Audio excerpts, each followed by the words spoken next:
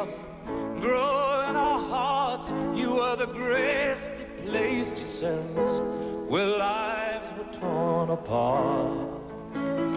It was a day for a queen to bow to a dead princess. And you whispered to those in pain, now you belong to heaven, and the stars spell out your name. A day when traditions were swept aside, when a hurting nation filled the streets to say goodbye to a royal figure, seen by most as a friend. A day when we saw the strength of 3 princes and 2 children mourn their mummy. And your footsteps will always fall here along England's greenest hills. A day when grown men cried for a woman they never met. We are gathered here in Westminster Abbey to give thanks for the life of Diana, Princess of Wales, to commend her soul to Almighty God, and to seek his comfort for all who mourn. It was a time for a brother to speak out about good and evil. It is a point to remember that of all the ironies about Diana, perhaps the greatest was this.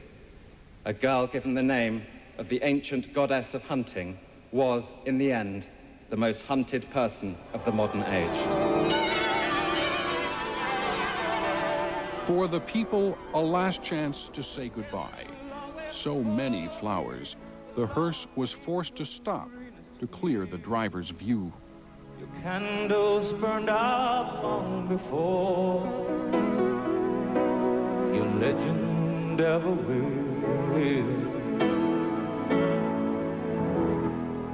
An historic day when a princess found her way home. Tonight, a CNN special program, a tribute to Princess Diana.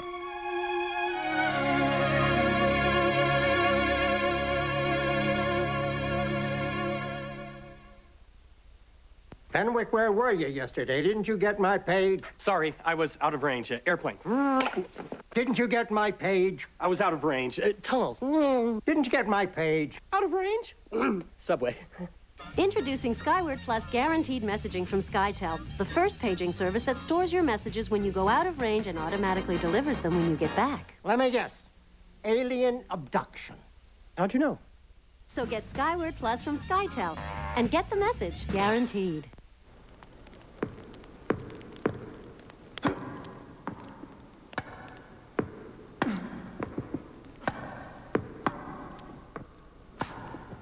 For about the price of an ordinary hotel, Residence Inn gives you a full kitchen, a living room, and 50% more space. Out. What you do with all that extra space is up to you. Residence Inn by Marriott. Room to relax, room to work, room to breathe. Once a young couple in search of adventure journeyed to a world where blue meets green. They were greeted by a gentle breeze that guided them through endless possibilities under a golden sun and silver stars. The couple's wish was fulfilled by an enchanted breeze and infinite adventures. The Caribbean. Isn't it time to write your own story?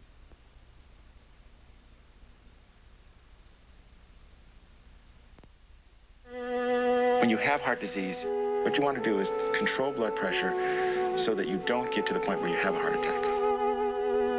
At my company, we have designed a little pill that you take the night before that is actually a micro-engineered osmotic pump. That by the time the patient wakes up, they have the right amount of medicine in their bloodstream. When I'm working on a program that's going to have an impact on patients' lives, it's the most wonderful feeling that there is. When you want to stand out, nothing demands attention like posted flags. Posted flags help you sort, file, organize, and highlight what's important. Posted flags. Sunday, on the next Impact, the world turns its attention to the children of Charles and Diana, William and Harry.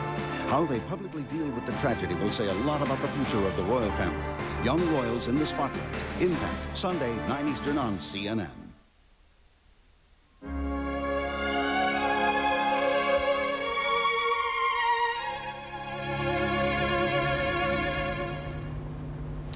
Good evening from London. I'm Bernard Shaw.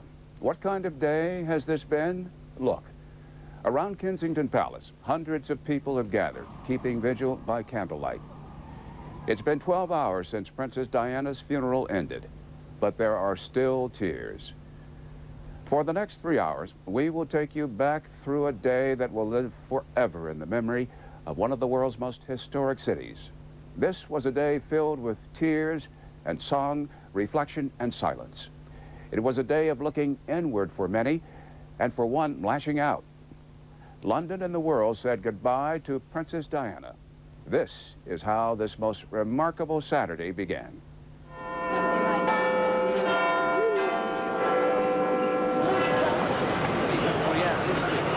What brought you out here, Tim? It was a cold night. Well, I feel that Princess Diana did such a lot for for many people, not only in this country but around the world, and I just feel that we owe her this respect. Very early in the morning. What brought you out here? We stayed out last night. And we just wanted to get a space by the front so we could see it when she went by. Why is that important to you to be here today? Just to pay my last respects, say goodbye. Good morning. Morning. Yeah, good morning. You make this painting yourself? Yeah, last night took me 4 hours to painting. I had a dream of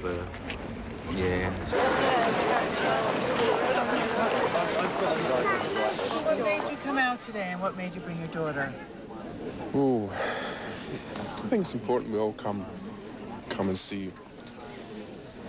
Diana meant a great deal to a great many people. And perhaps my daughter doesn't appreciate that. Perhaps in the future she will. She might remember something of the day.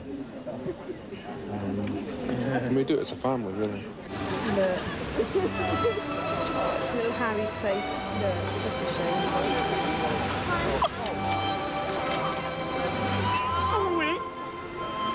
I'm glad I haven't got that. Never mind, Cheryl. Never mind. I'm sure down. It's a happy grief. People who've known Diane, even through television, newspapers, who know her. Although she's gone, she hasn't gone. She's leaving behind a message, and that message is to the country and to the monarchy, get your act together. Sorry? Now. The first time ever I lay. You're sort of the unofficial musician here, bringing your own music. Was this a song you specifically chose to be here? Well, I fell to pieces when I first heard this song, and I couldn't think of a nicer song. British people, we think about the trivial things. We think about what Oprah must think in private moments. You're from Wales. She was the Princess of Wales. Oh, absolutely. It must have a very strong meaning for you. She was our life. And people in Wales are so gutted. They feel so... They feel as though their hearts have been ripped from them. When we come back, we begin our coverage of the procession to Westminster Abbey. No one said anything to me about the full Monty. 6 men are about to show the world their bravery, their brawn, and their guts. The less I eat, the fatter I get. So stuff yourself and get thin. It's raining men! The New York Times calls The Full Monty a crowd-pleasing comedy. Devilishly funny. This is crazy. And full of belly laughs. That would be worth a look. The Full Monty, rated R. Now playing in select cities, coming soon to a theater near you. I don't know. Never thought much about retiring. Figured I'd know when the time was right. We're gonna miss you, Ted. 36 years. Started on DC-6s. Pretty much everything you needed to work on one, you found in the toolbox. Today, we use ultrasounds to check for microscopic voids. Use X-rays, fluoroscopes, magnetic imaging. Yeah, the tools have changed, but the job really hasn't. I need you to look at this. Ask anybody out here. They'll tell you. We're not just responsible for these planes. We're responsible for the people who get on them as well. That's the way it's always been. I'm proud to say for the past 36 years, I've been a small part of that. Way to go, Ted. Anyone can put an E in front of their name, but if you trade stocks electronically, you better know what's behind the E. That's why we spent 10 years building one of the world's most secure electronic brokerage systems. We made it big so we can handle trading volume other guys can't. We made it safe with the most advanced technology in the business. And we made it Schwab with help if you need it. We didn't take any chances. Should you? Call now to open your eSchwab account with complimentary software and get electronic brokerage the way it should be.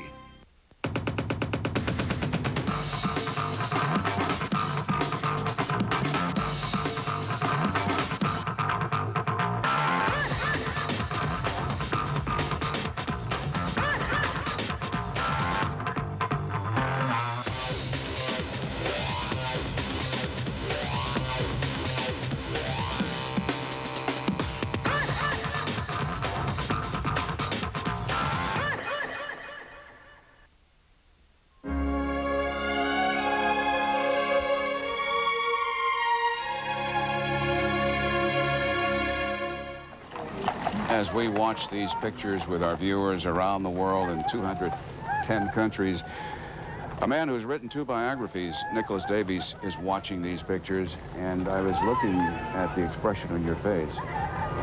Well, it is the same expression across the nation. There must be many millions who can't make it today, but they will all be watching.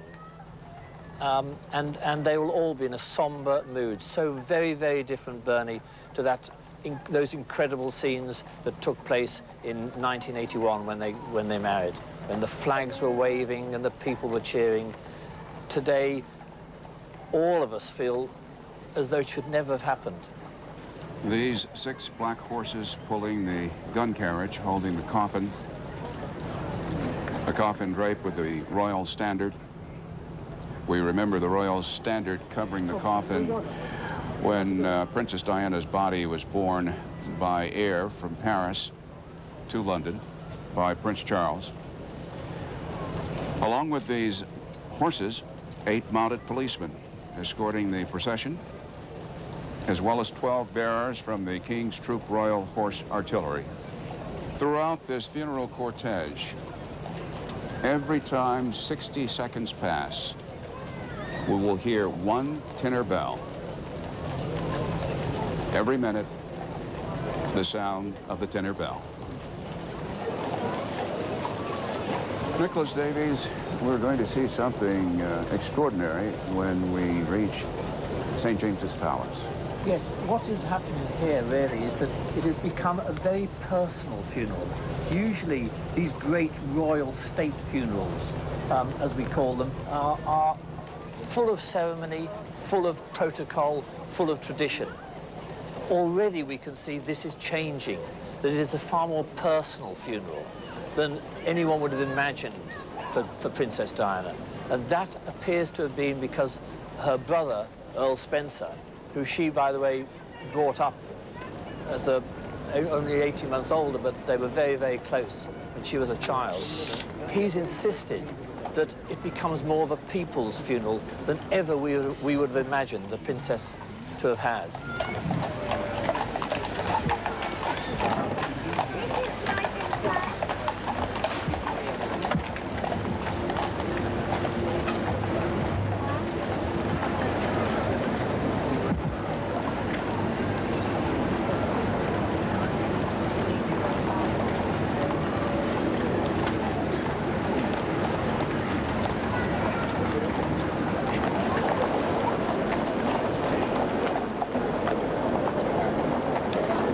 Nicholas Davies, a question rippling through the funeral cortege route has to be, will they or won't they? Well, I believe, as a result of yesterday, Bernie, that Prince Charles will walk behind the gun carriage, and I also believe that Prince William and Harry will walk with him. They were remarkable yesterday, Bernie. They warmed everyone's hearts. They worked the crowds there nearly as well as their mother's done 100 times before, 1,000 times before. And I feel they will want to take the last mile with their mother walking behind the gun carriage. No decision has been taken. It was going to be left to see how they could handle today. And that is why Charles said, we will wait to see how they're taking the day. If they can hack it, they will walk behind, and I think they probably will.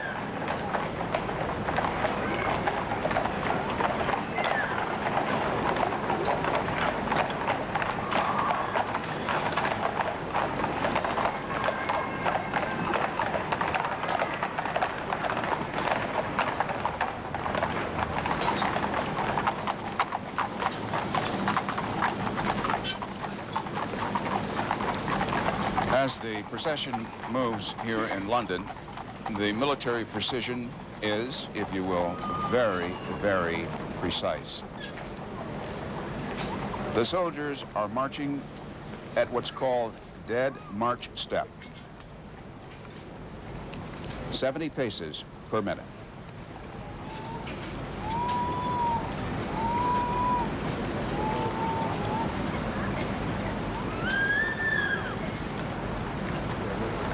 Richard Blystone, everyone involved in this funeral cortege, officially, these soldiers, these horses, has been rehearsed and rehearsed and rehearsed. That's right, Bernie. Certainly the British, we have come to expect the best of this sort of thing for the British. Curiously enough, they were not very good at it as recently as the middle of the last century, when there were many complaints during a royal funeral that the British don't do that sort of thing very well. They certainly do it well now. The men whom you see walking on either side of the casket there, the men in red with the bearskin hats, are members of the Welsh Guards. Diana, you will remember, was Princess of Wales, married to the Prince of Wales. The mounted man on the right-hand side of your screen, well, you've just missed him now, was the sergeant commanding. A couple of mounted men in the parade, and then trace bearers walking along beside. The 8 men flanking the coffin will be the ones who will carry the casket. Christopher Hancock, a former British government official who is an expert on protocol and ceremonies. He has helped plan extensively occasions of state. Christopher, good morning to you. Good morning. Where are we now, and how is this unfolding? It's unfolding very much as I had anticipated. For me personally, it brings back memories of Churchill's funeral and of the funeral of Lord Mountbatten. When we met yesterday, I spoke to you and I told you that there's a sense of grief which catches you as the cortege comes into view and precedes it a little. And watching the faces on the screen, I can see it happening today. There's that something that you can't put your finger on it at all. It's just something that precedes the coffin and catches everyone. Even the most hardened viewer of royal ceremonial is caught, and I've been watching the crowd, and as I said, there have been tears in the silence.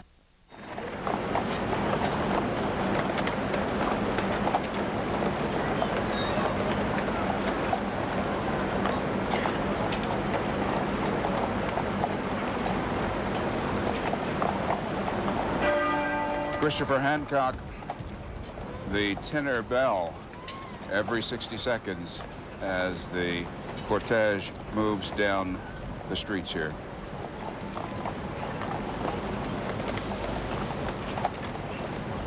Yes, that's correct. It's a normal practice which has been, in fact, employed for about 700 years. It's recorded that at the funeral of Queen Elizabeth I, the same bell was heard marking the days of her life. And it's a normal practice that I would have expected to take place.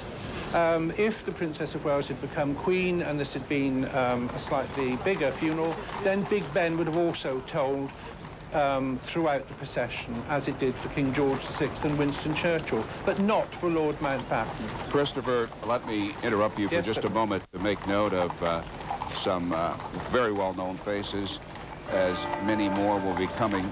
Actors Tom Cruise, Tom Hanks, director Steven Spielberg, and earlier you may have seen Sting. And also Nicole Kidman. Sorry.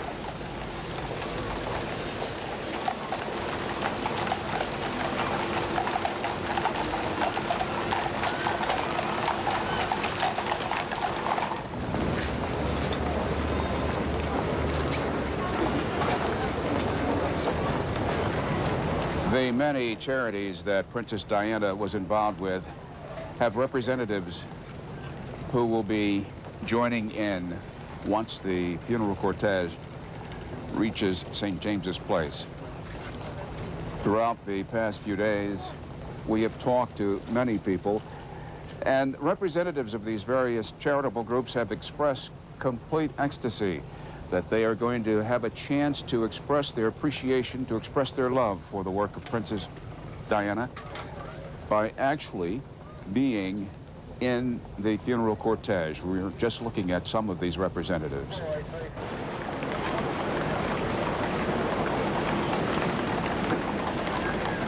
As we watch the cortege move, this is Mohammed Al Fayed and his wife, Mr. Fayed, of course, the father of Dodi Fayed, who was with Princess Diana the night they died in the Paris accident Saturday night.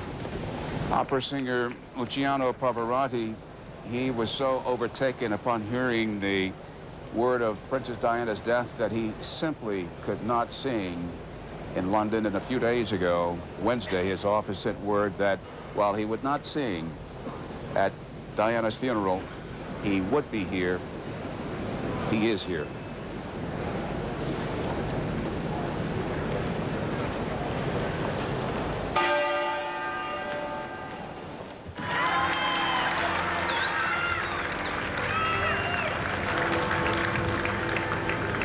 Singer Elton John will be singing at this funeral. And this is something he wants very much to do. Also, another of Diana's favorites, George Michael, who arrived in London yesterday.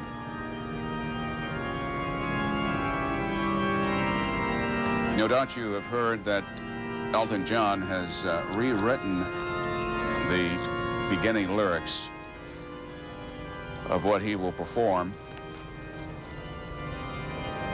Candle in the Wind.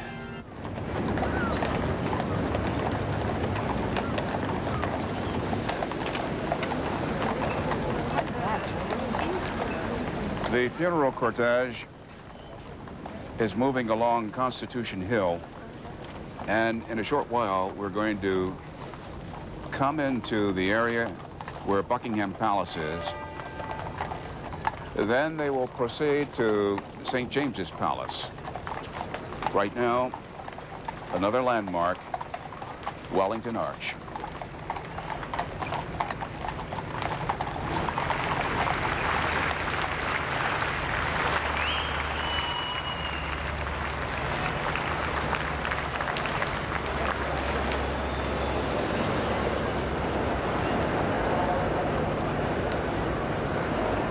Prime Minister Tony Blair, who before the House of Windsor responded to public pressures and criticism, Mr. Blair was very instrumental in defending the royal family, as well as providing continuity. We recall he was the highest-ranking British official who spoke initially when the world was shocked by word that Princess Diana had died in the Saturday night Parisian accident.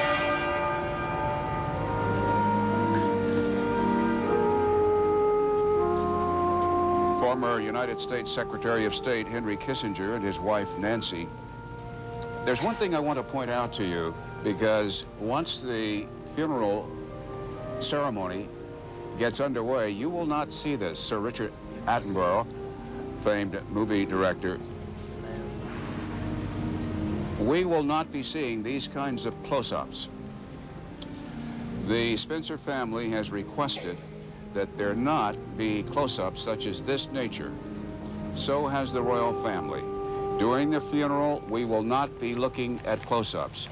However, the Spencer family has said that when Diana's brother, Charles, the 9th Earl Spencer, and when her two sisters are speaking, the two sisters will be reading poems and her brother will give a tribute. When they are speaking, there will be shots of the Spencers. But beyond that, there will not be. The royal family. Watching this, among all our reporters, Richard Blystone. Hello, Bernie. Well, the crowd and anticipation are growing here.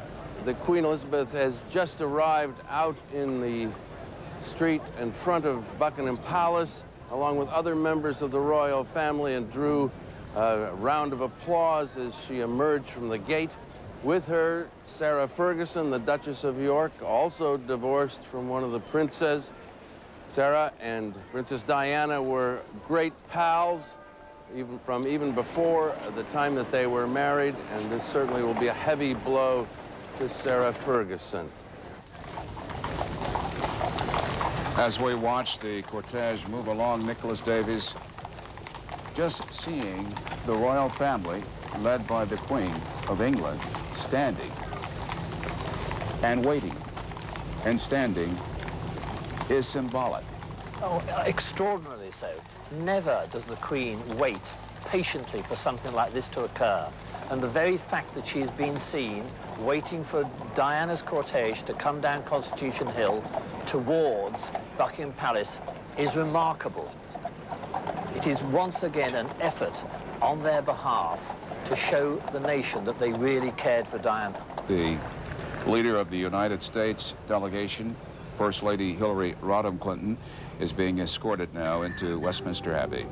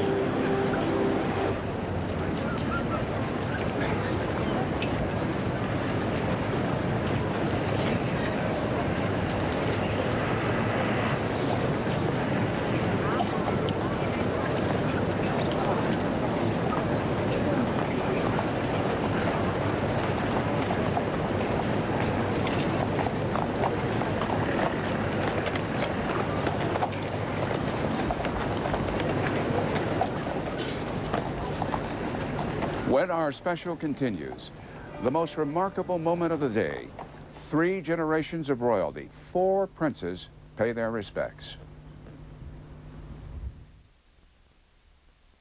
Yeah, it was amazing. Whole different world. You were a volunteer? Yeah. I saw a world that wasn't so fortunate. They needed help. In business, I see a world full of opportunity. To help me take advantage of those opportunities, I invest in international funds with T. Rowe Price. I chose them because they work with analysts all over the world. See, I know what a difference being there can actually make. T. Rowe Price, helping people invest with confidence for over 50 years. Is this safe? Is it safe? Is it safe? Not safe. It's not safe. It's safe. It's not safe. It's not safe. I read it wasn't safe. It's too risky. It's not safe. What are you talking about? Shopping on the internet. Your son is shopping on the internet. The internet? With his credit card. It's the future of commerce. I read about it. It could be safe. Well, how do you know? IBM is making it safer to buy things over the web. Sunday. They are commandos armed with cameras. Their targets, the rich and famous. Who are these photographers who have come to be called the paparazzi? Impact Sunday. Hi, TWC is bringing you and your family some exciting changes on September 8th. We're putting channels into easy-to-remember groups. Sports channels, movie channels, and family networks, all designed to make your favorite channels easier to find. And we're providing you with even more channels, like the Golf Channel, TV Land, Bravo, Animal Planet, and an expanded Time Warner home theater. There's a new digital music service called Music Choice. 31 channels of commercial-free CD-quality music. You'll be receiving this letter with Tiger Woods on the cover. Inside, you'll find your new channel guide. Be sure to look for this package. You'll want to keep this important guide so you can quickly find your favorite programs. You can also find the channel guide in the TV section of your Sunday paper, or if you have a converter box, on the interactive on-screen program guide on your TV. Don't forget, this letter is coming in your mail after Labor Day, so watch for this important information. Thanks for watching and for being a Time Warner customer. Some services may not yet be available in all areas. This is CNN.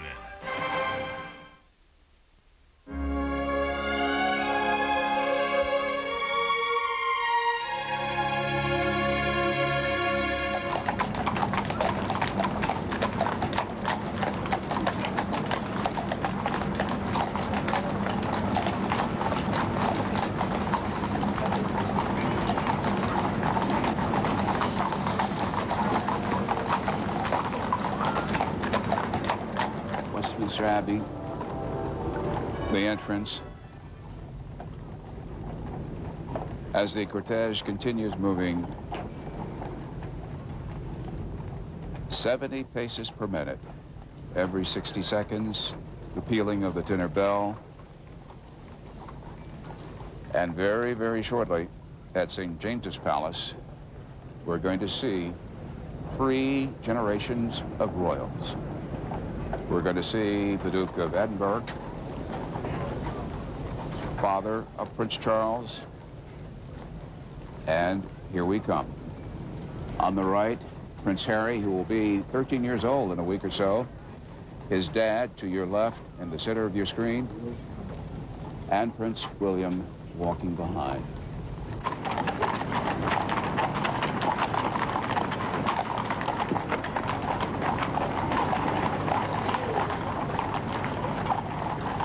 And now they are stepping off.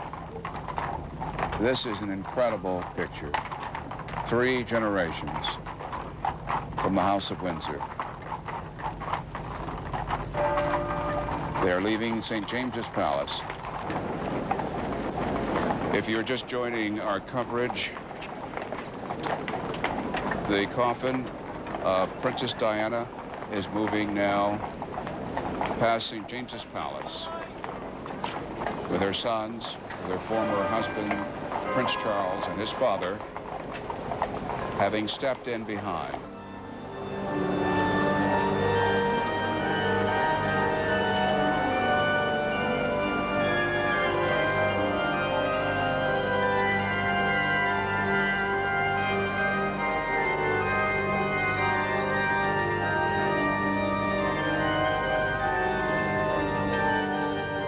The Dean of Westminster Abbey, the very Reverend Wesley Carr, and coming in now, Diana's mother, Frances Shan Kidd.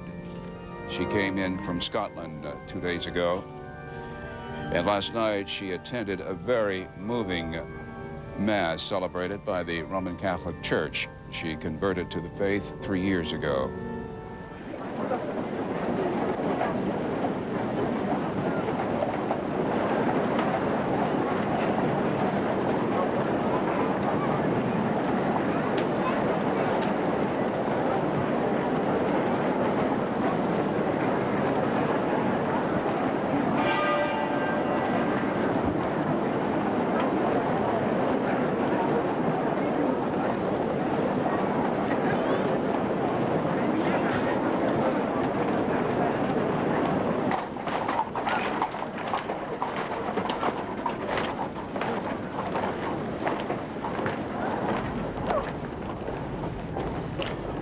Two sons, Princes William and Harry, walking behind their mother's coffin as the procession continues moving methodically towards Westminster Abbey.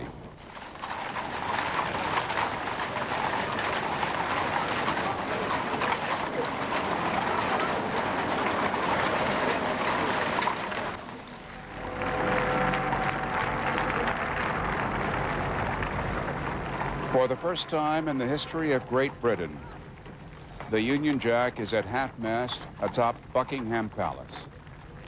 Normally, the Royal Standard, indicating that the sovereign is inside Buckingham Palace, would be atop. There was great controversy. Queen Elizabeth was criticized. People wanted to see a symbol of national grief, a symbol rather, and they felt that the flag flying at half-mast is what it should be. There has been a compromise of protocol here.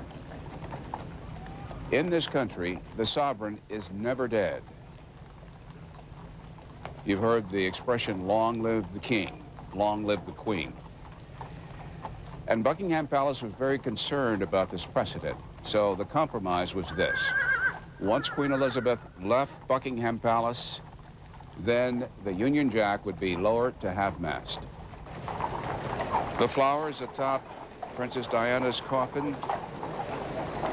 There's a card. There is one word, Mummy. We love you, Diana! Always.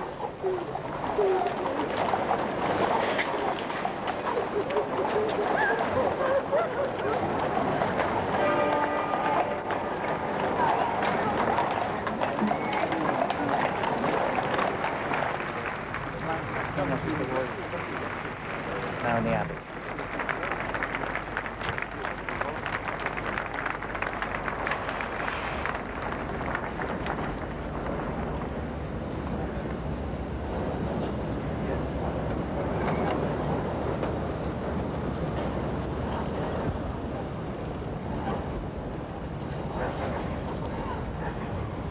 The Queen Mother and her daughter, Queen Elizabeth II, Queen of England, being escorted by the Dean of Westminster Abbey, the very Reverend Wesley Carr. The Queen Mother is showing that this day will not deter whatever infirmities she has endured.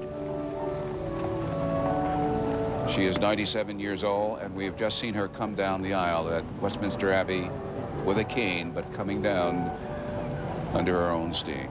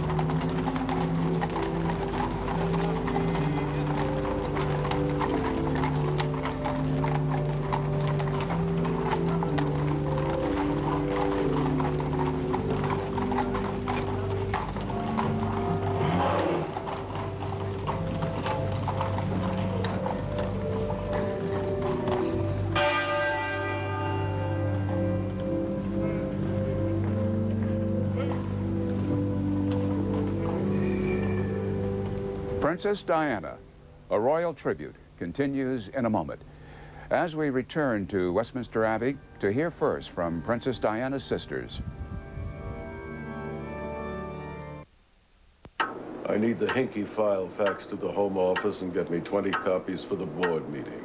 Think you can handle that? Yes, sir. Need to impress your boss? Think you can handle that? Use Microprint 1 from Georgia Pacific. Do you think you can handle that? Think you can handle this? One paper for faxes, copiers, and printers. Nice work. We'll talk about that raise tomorrow. Microprint 1. One paper for any machine. The Michelin X1, with a 6-year unlimited mileage tread life warranty, gives you better wet traction than any rain tire, plus Michelin control in most driving conditions. After all, it hasn't rained that much in years. Dad, when I was born, he invested in no-load mutual funds with T. Rowe Price. Back then, he was considered very avant-garde, investing by himself and all. Turns out those investments helped send me to school. They let me be what I always hoped to be. I learned a lot from him. How to invest for the future, and how to be a wide receiver. For over 50 years, we've been helping people invest with confidence. T. Rowe Price.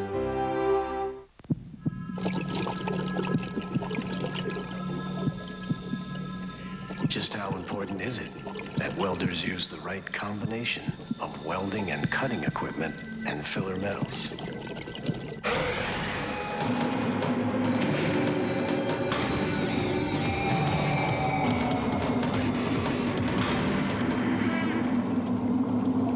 ESOP. See your local ESOP distributor today.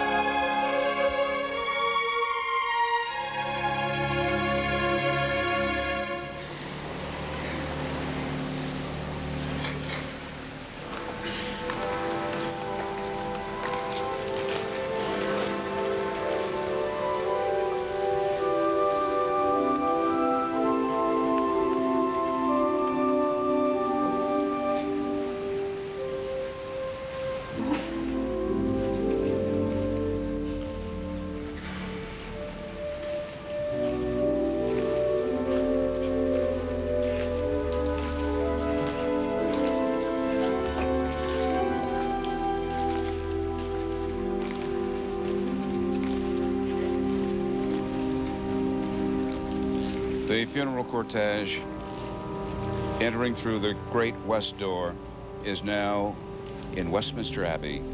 All are standing, now moving slowly past the tomb of the unknown soldier once they step off.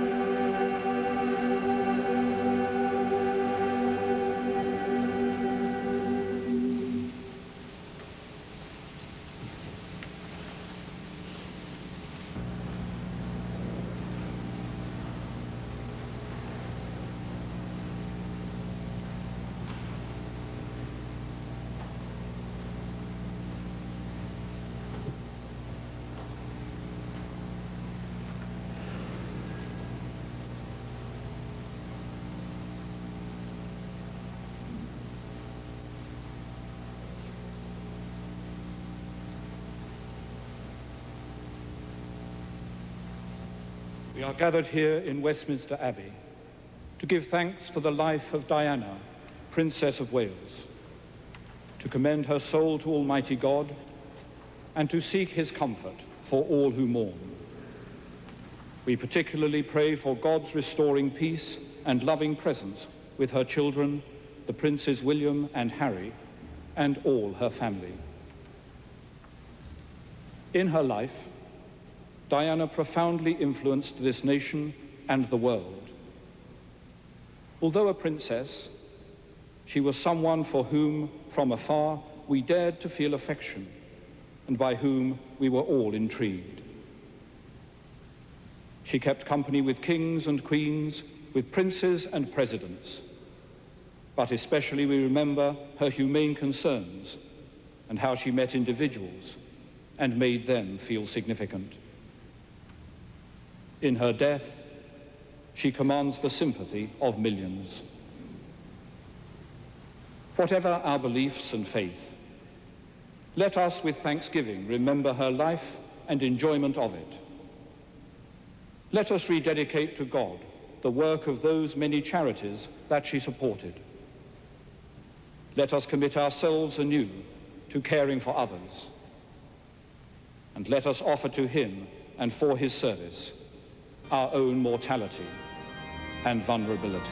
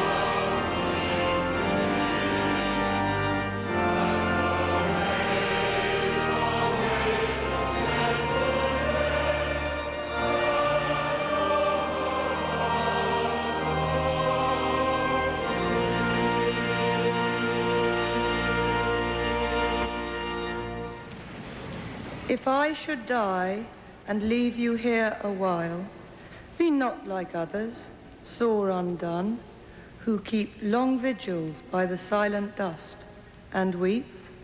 For my sake, turn again to life and smile, nerving thy heart and trembling hand to do something to comfort other hearts than thine.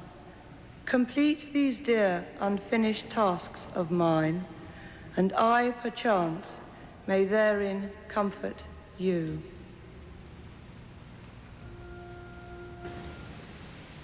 Time is too slow for those who wait, too swift for those who fear, too long for those who grieve, too short for those who rejoice, But for those who love, time is eternity. When we return, Britain's Prime Minister quotes the New Testament, and Elton John gives us an unforgettable moment of this day.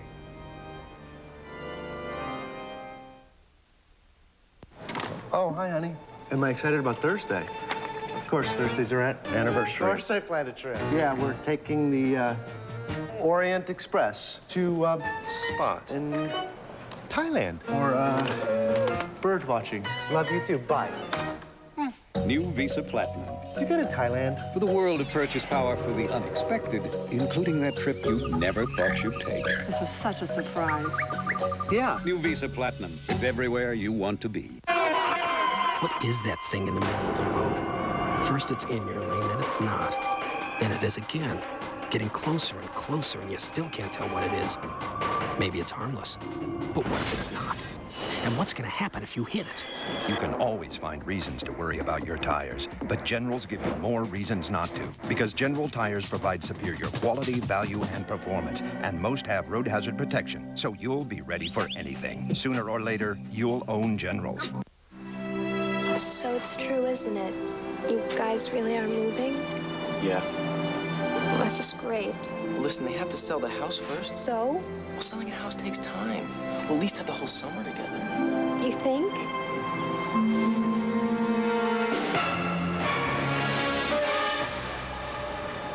Goodbye! I'll miss you. Our magazine helps shape your home. We can help sell it, too. Better Homes and Gardens, Real Estate Service.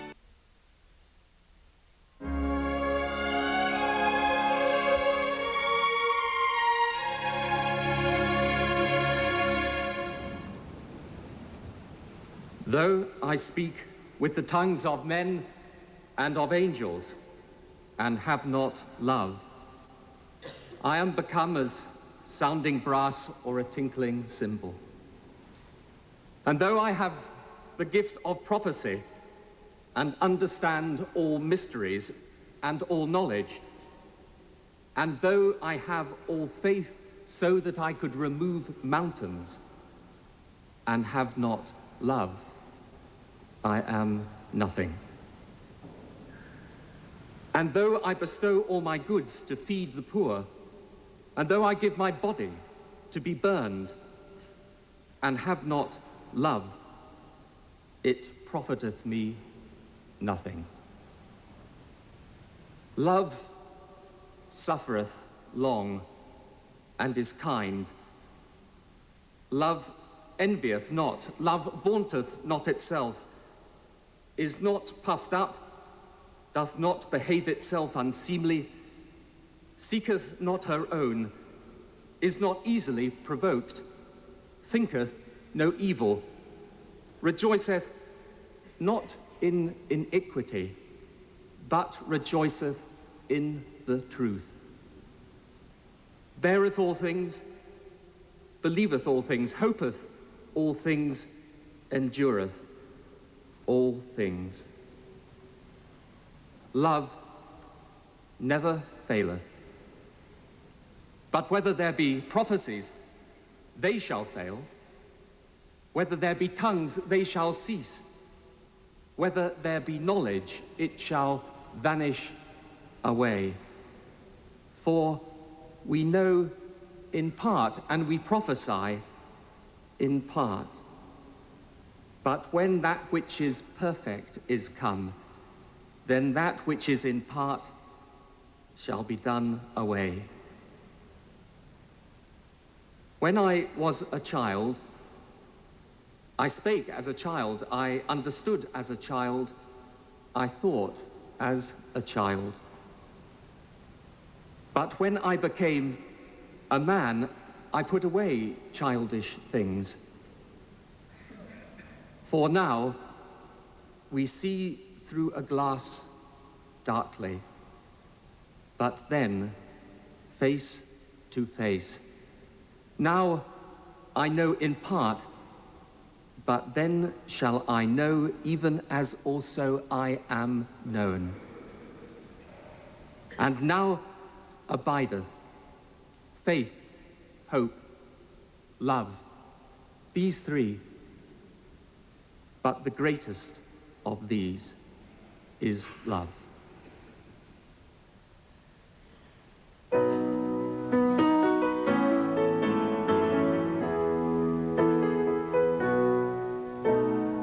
Goodbye, England's rose. May you ever grow in our hearts. You are the grace that placed yourselves where lives were torn apart. You called out to our country, and you whispered to those in pain. Now you belong to heaven, and the stars spell out your name.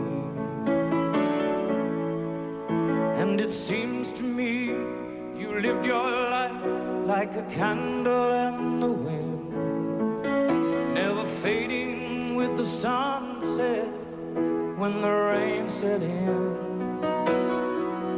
And your footsteps will always fall here along England's greenest hills. Your candles burned out long before your legend ever will.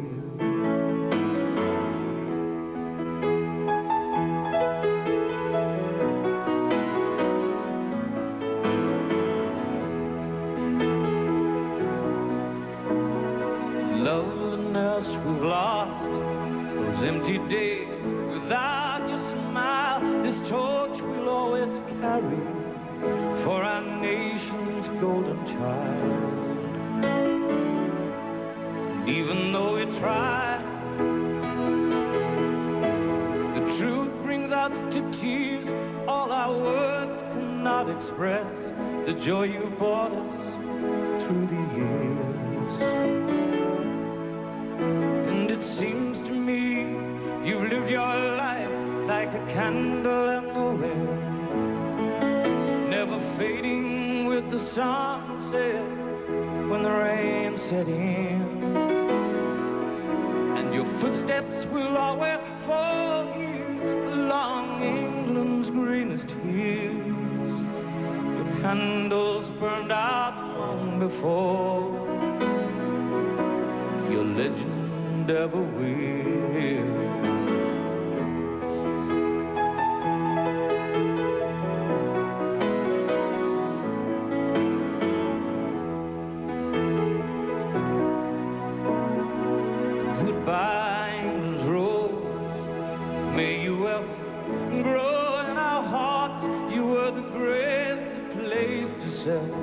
Where lives were torn apart.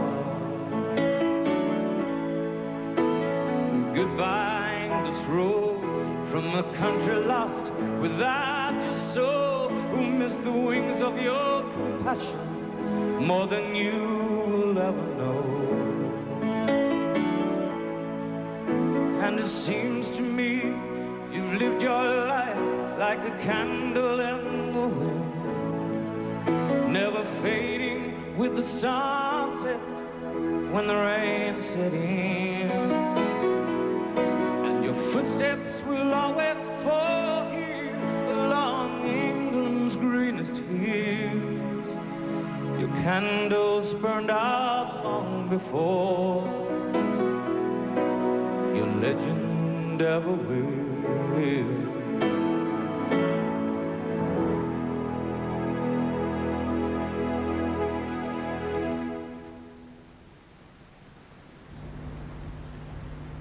When we return, perhaps the most controversial moment of this day, as Princess Diana's brother takes the pulpit.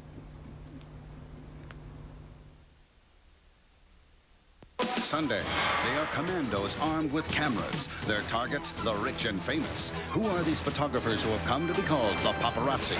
Impact Sunday. Hi, TWC is bringing you and your family some exciting changes on September 8th. We're putting channels together in easy-to-remember groups. Sports channels, movie channels, and family networks, all designed to make your favorite channels easier to find. And we're providing you with even more choices, like the Golf Channel, TV Land, Bravo, Animal Planet, and an expanded Time Warner home theater. There's a new digital music service called Music Choice, 31 channels of commercial-free CD quality music. You'll be receiving this letter with Tiger Woods on the cover. Inside, you'll find your new channel guide. You'll want to save this important guide to quickly find your favorite programs.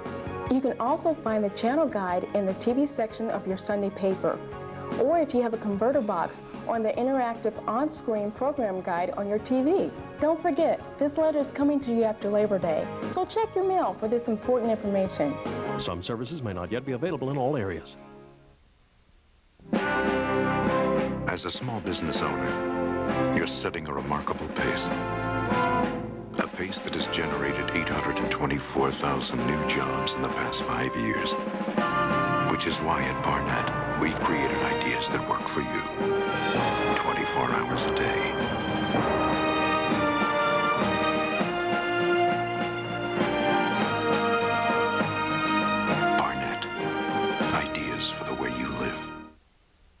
Brace yourself for the biggest event in the galaxy with tremendous clearance deals exploding at your Planet Mercury dealer.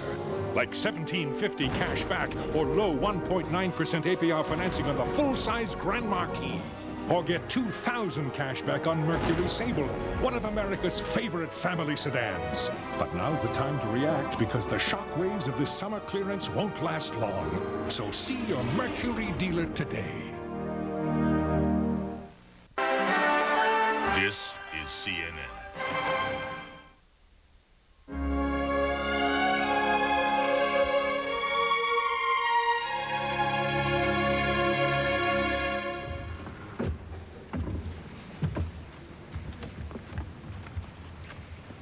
I stand before you today, the representative of a family in grief, in a country in mourning, before a world in shock. We are all united, not only in our desire to pay our respects to Diana, but rather in our need to do so. For such was her extraordinary appeal that the tens of millions of people taking part in this service all over the world, via television and radio, who never actually met her, feel that they too lost someone close to them in the early hours of Sunday morning. It is a more remarkable tribute to Diana than I can ever hope to offer her today. Diana was the very essence of compassion, of duty, of style, of beauty.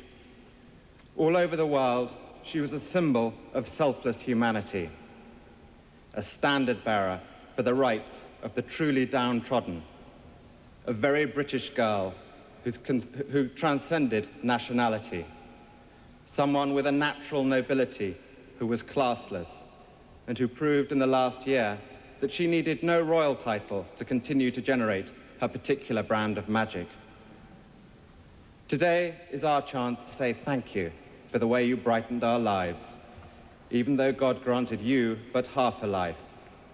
We will all feel cheated, always, that you were taken from us so young, and yet we must learn to be grateful that you came along at all. Only now you are gone do we truly appreciate what we are now without, and we want you to know that life without you is very, very difficult. We have all despaired at our loss over the past week, and only the strength of the message you gave us through your years of giving has afforded us the strength to move forward. There is a temptation to rush to canonize your memory. There is no need to do so. You stand tall enough as a human being of unique qualities, not to need to be seen as a saint. Indeed, to sanctify your memory would be to miss out on the very core of your being, your wonderfully mischievous sense of humor with a laugh that bent you double, your joy for life transmitted wherever you took your smile and the sparkle in those unforgettable eyes, your boundless energy which you could barely contain. But your greatest gift was your intuition, and it was a gift you used wisely. This is what underpinned all your other wonderful attributes. And if we look to analyze what it was about you that had such a wide appeal, we find it in your instinctive feel for what was really important in all our lives. Without your God-given sensitivity, we would be immersed in greater ignorance at the anguish of AIDS and HIV sufferers, the plight of the homeless, the isolation of lepers, the random destruction of landmines. Diana explained to me once that it was her innermost feelings of suffering that made it possible for her to connect with her constituency of the rejected. And here we come to another truth about her.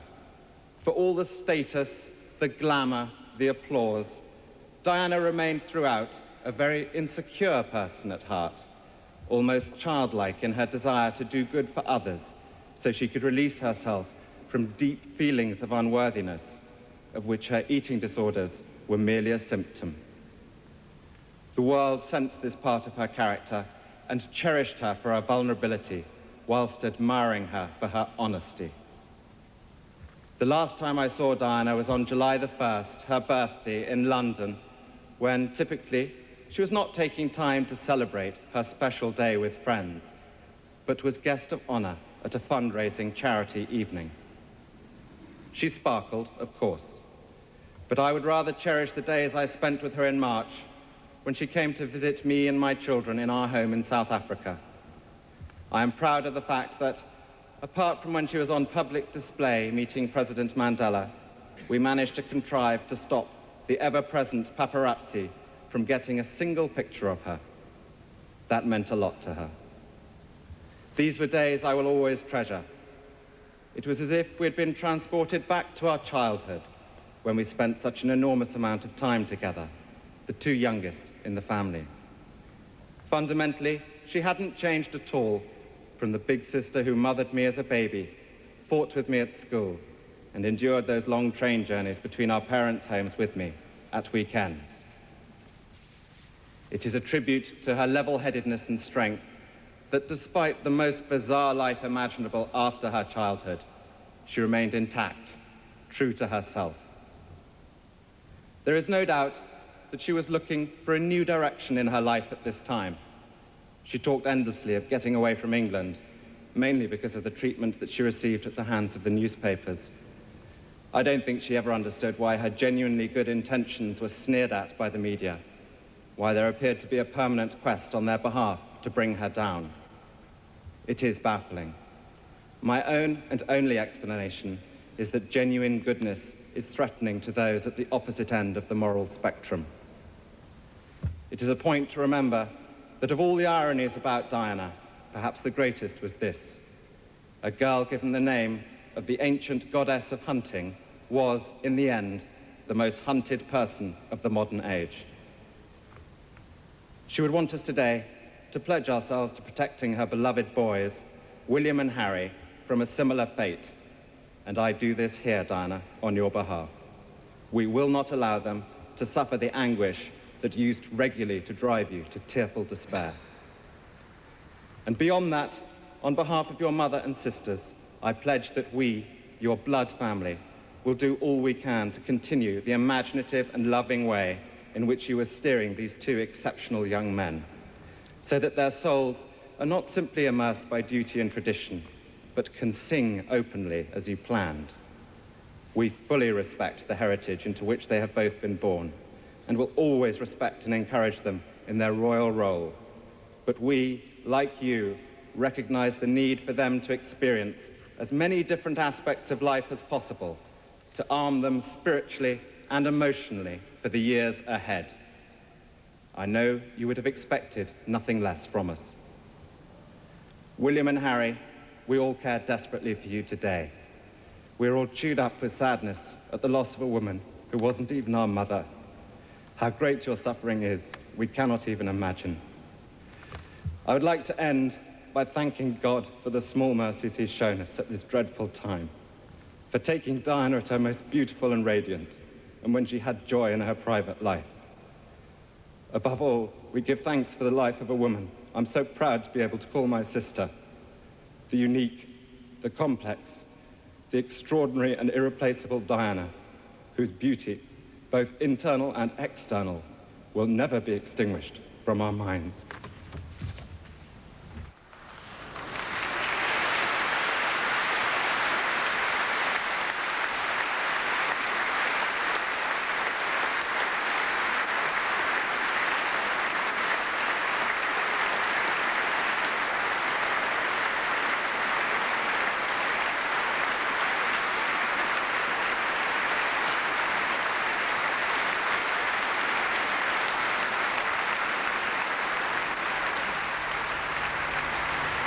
Those are the words of Charles Earl Spencer, Diana's brother.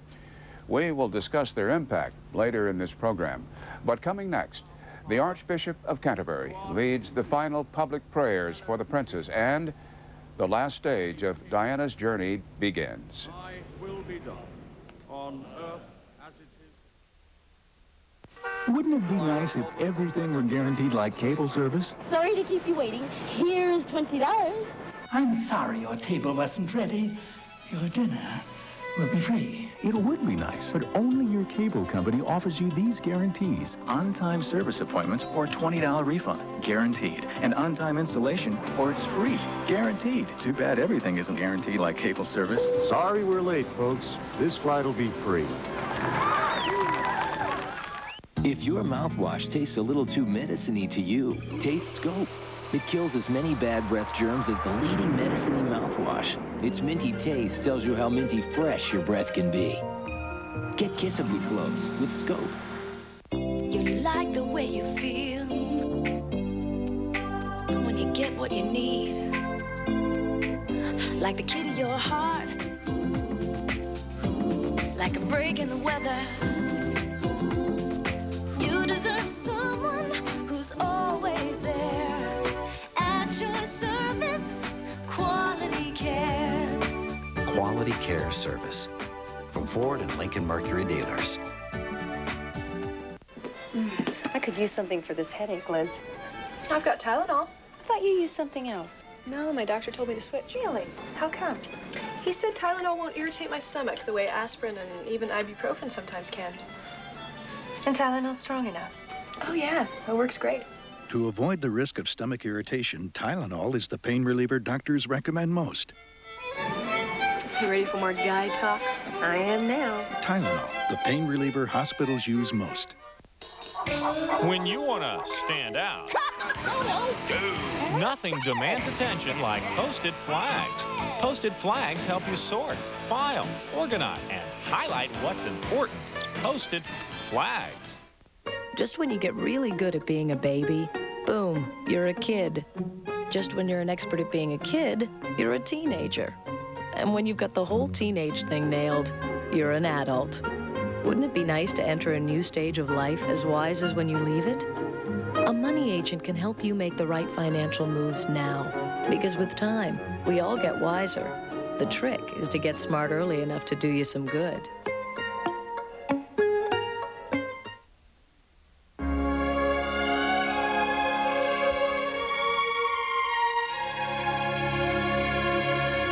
We give thanks to God for Diana, Princess of Wales, for her sense of joy, and for the way she gave so much to so many people. Lord, we thank you for Diana, whose life touched us all, and for all those memories of her that we treasure. We give thanks for those qualities and strength that endeared her to us, for her vulnerability, for her radiant and vibrant personality, for her ability to communicate warmth and compassion, for her ringing laugh, and above all, for her readiness to identify with those less fortunate in our nation and the world. Lord of the loving, hear our prayer.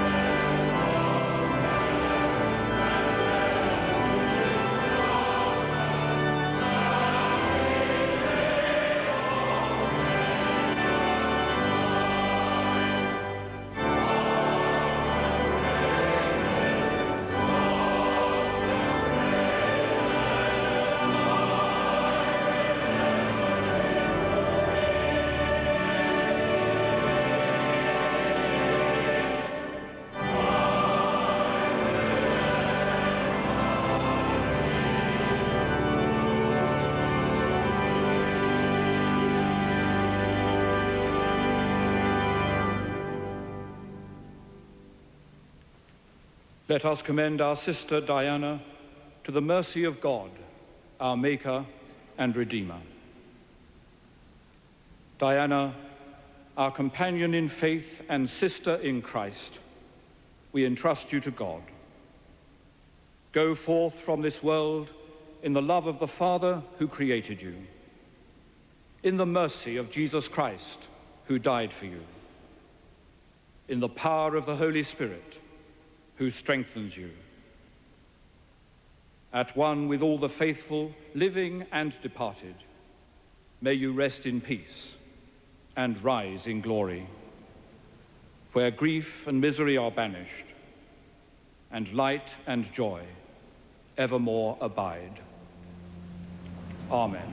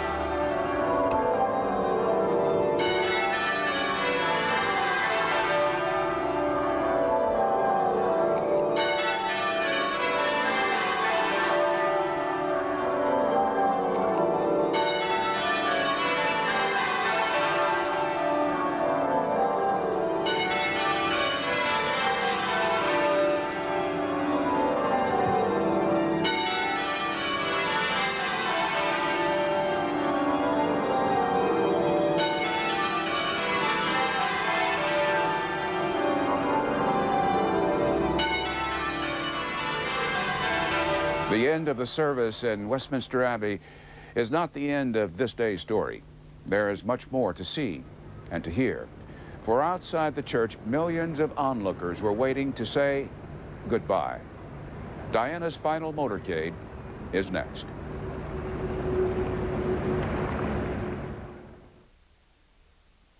For 70 million Americans, credit unions provide a low-cost alternative to big banks, helping families with low-rate loans to buy a house, buy a new car, or send a child to college. Now the big banks that charge higher loan rates and high ATM fees want to take away your right to join a credit union. Call this number today. Say no to the big banks. Take a stand for America's consumers and help protect our credit unions. Now look, the meeting starts at 2. That means we gotta be in Toledo by 1:45. Well, look, we're not gonna make it. Hold on, you turn here, it takes us right into Toledo. My man Jim, saving the day. You're sure this is right? Oh, yeah, I go this way all the time. Traveling's an adventure. Where you stay shouldn't be. Fairfield Inn by Marriott. When you have heart disease, what you want to do is control blood pressure so that you don't get to the point where you have a heart attack. At my company, we have designed a little pill that you take the night before that is actually a micro-engineered osmotic pump. That by the time the patient wakes up, they have the right amount of medicine in their bloodstream. When I'm working on a program that's going to have an impact on patients' lives, it's the most wonderful feeling that there is. From the beginning of time, people wondered, why does car buying have to be such a pain? Then car buying pain relief was invented. It's free, it's easy, it's Auto by Tel. Buy, finance, lease, and insure cars and trucks at low cost on the internet at autobytel.com. Save time, money, and headaches through Auto by Tel's network of accredited dealers. On the internet, autobytel.com. It feels strong and dependable, but also exhilarating and unexpectedly fresh. Fix It and Fresh. A stronger, longer hold. Combined with a crisp, cool sensation. Dependable, yet refreshing. One great combination. Fix It and Fresh, and forget it.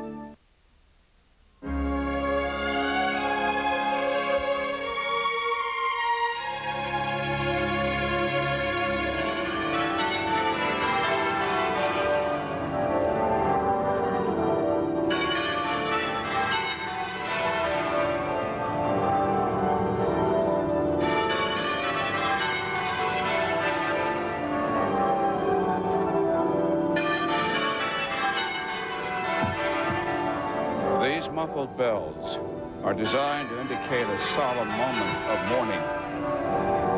Leather holders have been put around the clappers to create this sound.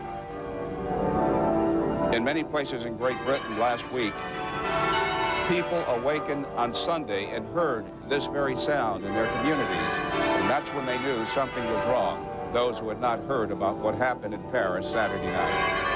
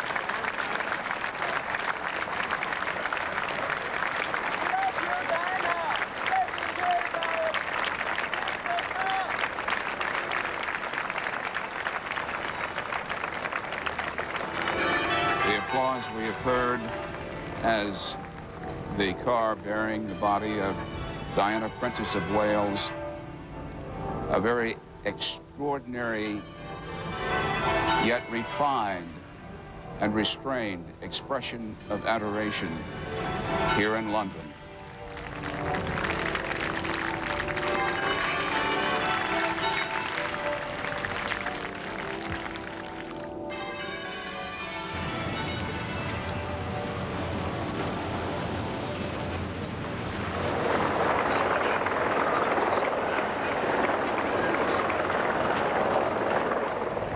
Britain is placing for final rest one of its most esteemed daughters, now being borne by hearse through London's outer city limits. We saw seconds ago the tossing of flowers, and police authorities, especially between here, London, and Diana's ancestral home, are hoping that people on the overpasses will not do that.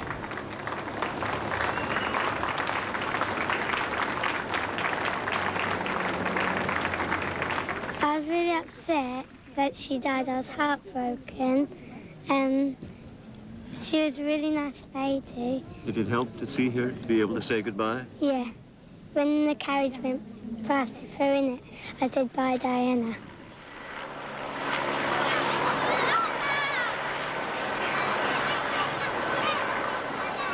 Britons who have been waiting for hours upon hours along the roadway leading out of London are now having their last opportunity to applaud, to look, to reflect, to salute, and yes, to toss what we see, flowers, which have so scented the air, not only here in London, but throughout this great country.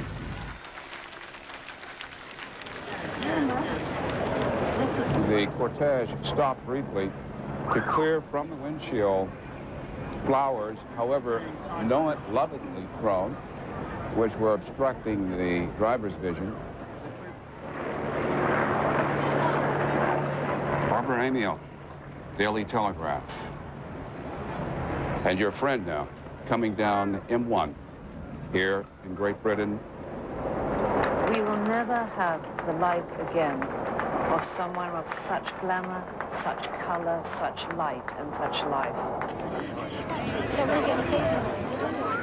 This is really the last village before the Spencer estate. And of course, all the services there will be private. That's closed. The gates have been closed for some days now. Flowers accumulating in front of them. And this is really the last place in England where people will have a chance to say goodbye when the cortege, when the hearse goes past.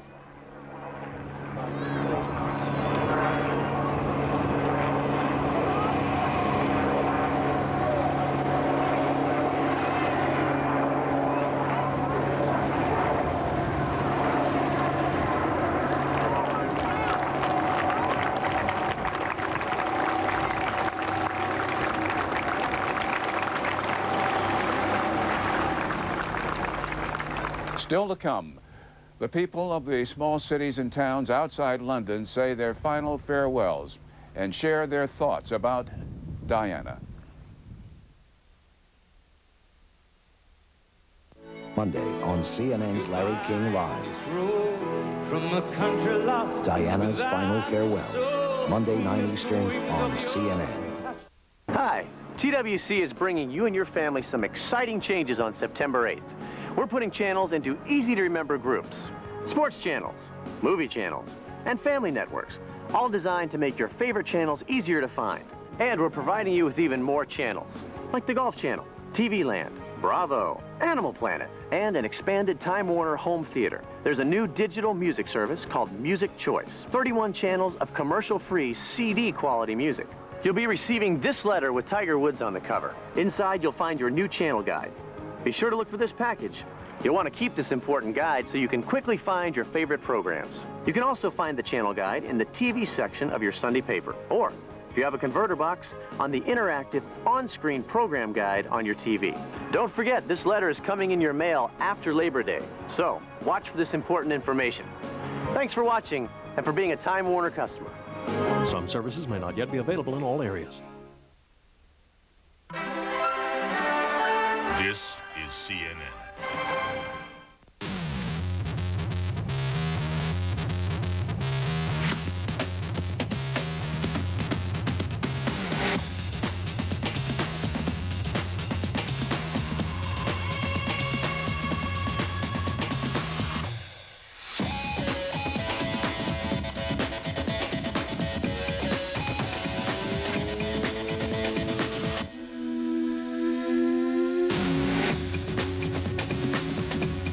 Fenwick, where were you yesterday? Didn't you get my page? Sorry, I was out of range. Airplane. Didn't you get my page? I was out of range. Tunnels. Didn't you get my page? Out of range? Subway. Introducing Skyward Plus Guaranteed Messaging from SkyTel, the first paging service that stores your messages when you go out of range and automatically delivers them when you get back. Let me guess. Alien abduction. How'd you know? So get Skyward Plus from SkyTel and get the message guaranteed.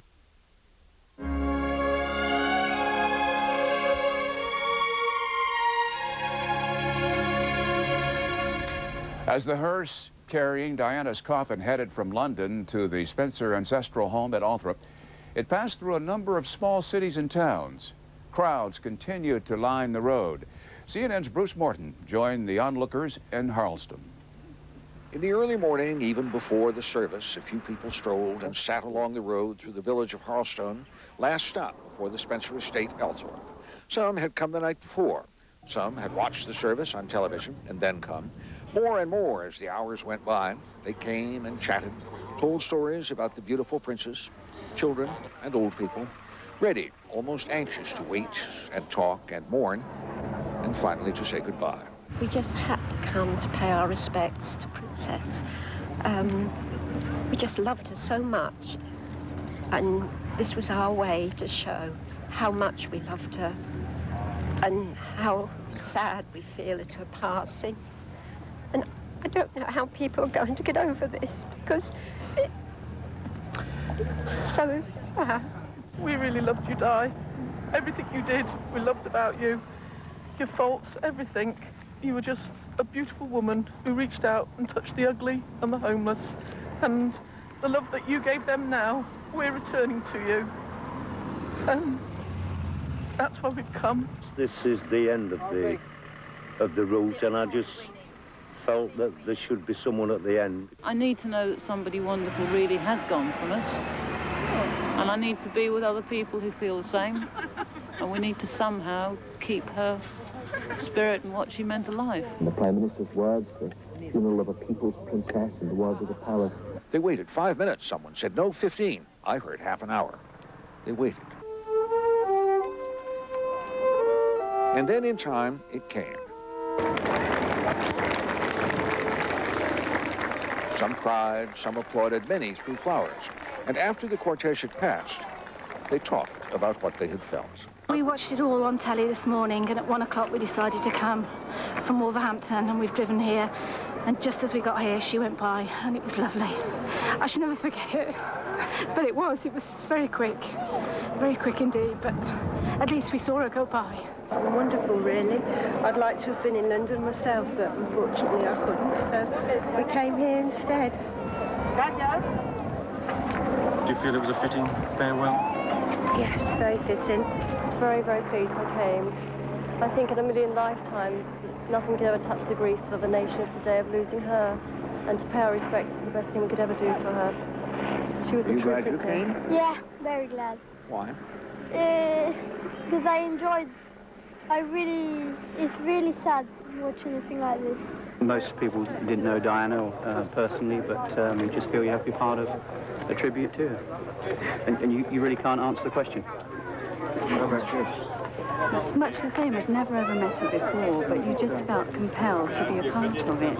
We've watched the funeral on television, and with her final resting place being so close to where we live, we felt that we had to come just to pay our final respects, along with millions of other people. It's been absolutely incredible. I can't believe the response. A lot of people said they hoped Diana's mission would live on. What that seemed to mean was not so much this one charity or that, but that people in high places would continue, as she did, to notice ordinary people, to be willing to listen to what was on their minds. You could argue that the people along this road were sending a message to the royal family. though they didn't put it that way. It's just personal feeling. I felt I had to be here. She's been so supportive to everybody, and I wanted to be the same for her. And then it was gone, rolling the last mile to Althorp. Diana's short, magical journey was over. People here were packing up, barriers coming down, flowers getting picked up, last thoughts thought.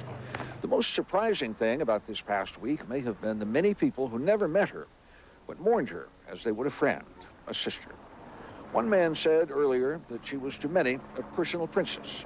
That never seemed truer than on this last mile, as the last of Diana's many friends said their goodbyes. Bruce Morton, CNN, Charleston, England. Coming next, the coffin carrying Princess Diana passes out of camera range for good. Fenwick, where were you yesterday? Didn't you get my page? Sorry, I was out of range. Airplane. Didn't you get my page? I was out of range. Tunnels. Didn't you get my page? Out of range? Subway. Introducing Skyward Plus guaranteed messaging from SkyTel, the first paging service that stores your messages when you go out of range and automatically delivers them when you get back. Let me guess. Alien abduction. How'd you know? So get Skyward Plus from SkyTel and get the message guaranteed.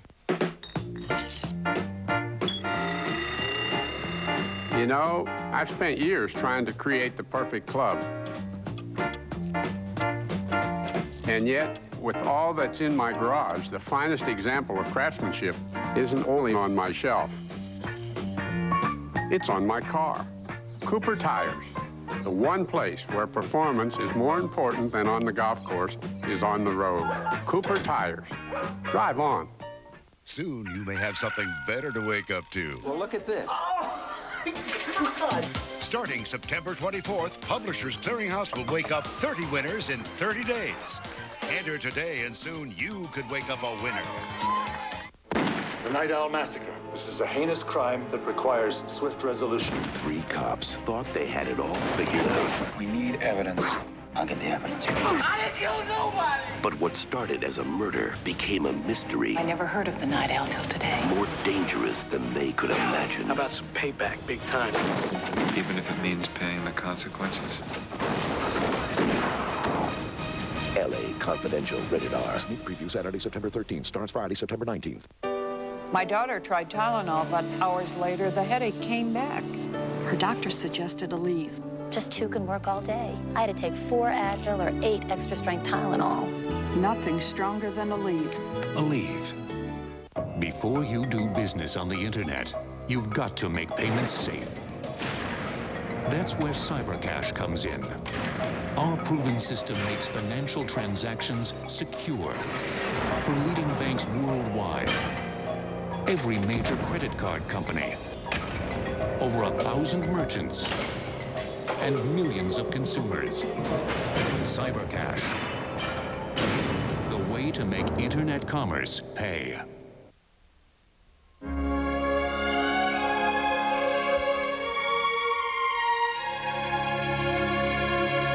They are less than a mile from the gate at Althorp, Princess Diana's ancestral homeland.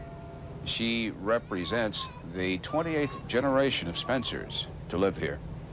Her family has been here for a very, very long time. This is a family that's been here for something like 500 years. They're deeply embedded in English history, military leaders, politicians. So, you know, Diana didn't grow up as a simple country girl. This was very much the landed life. The Earls of Spencer used to own just about all the land around here that you see. They don't anymore. People work at other things now who used generations back to be tenants of the Spencers, but they are very much the family of this part of Northamptonshire, no question about that. And, you know, Althorp is a very major estate. Now we see the motorcycle outriders approaching. There she is. Yeah, you keep right in there.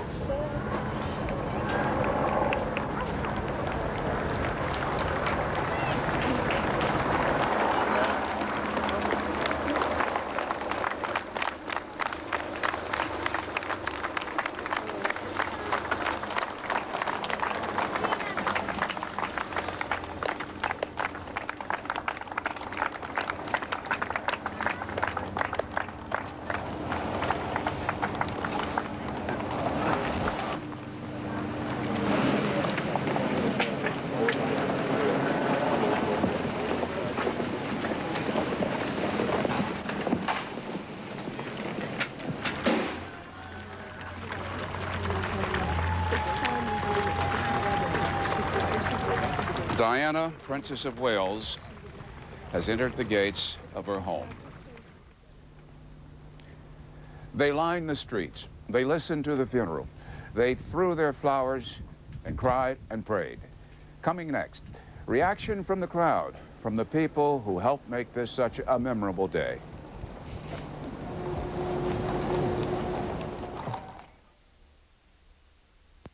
The AT&T one-rate plan has made long-distance prices simple. Whoa. Calls from home, a one-low rate to anybody in America, anytime. What about those 10321 ads that say I could save big over AT&T? Most calls would cost less with AT&T one rate. Cost less? That's right. I feel so used. Hey, don't beat yourself up. What about the big savings with 10321? Forget it if your calls aren't over 20 minutes. 20 minutes? He's taking it really bad. No restrictions, no games. The AT&T one-rate plan. The Night Owl Massacre. This is a heinous crime that requires swift resolution. 6 victims. One of them, one of our own. Robbery is the likely motive. Interrogations will be led by Lieutenant Ebenexley. I want confessions. Oh, I'll break them, sir. These people are all in the morgue, and someone has to pay for it. There's something wrong with the Night Owl. I just can't prove it. 3 cops thought they had it all figured out. I didn't kill nobody! But what started as a murder You talk only to me on this one. became a mystery more dangerous than they could imagine. You need evidence. I'll get the evidence. It was an information exchange. You have any proof? The proof had his throat slit. Stay right there. How about some payback, big time? How's it gonna look in your report? It'll look like justice. That's what the man got. What do you want, Exley? I just want to solve this thing. The most acclaimed movie of the year. L.A. Confidential, rated R. Sneak preview Saturday, September 13th. Starts Friday, September 19th. Soon you may have something better to wake up to. Well, look at this. Starting September 24th, Publishers Clearinghouse will wake up 30 winners in 30 days. Enter today and soon you could wake up a winner. Just when you get really good at being a baby, boom, you're a kid. Just when you're an expert at being a kid, you're a teenager. And when you've got the whole teenage thing nailed, you're an adult. Wouldn't it be nice to enter a new stage of life as wise as when you leave it? A money agent can help you make the right financial moves now. Because with time, we all get wiser. The trick is to get smart early enough to do you some good. When you want to stand out, nothing demands attention like posted flags. Posted flags help you sort, file, organize, and highlight what's important. Posted flags.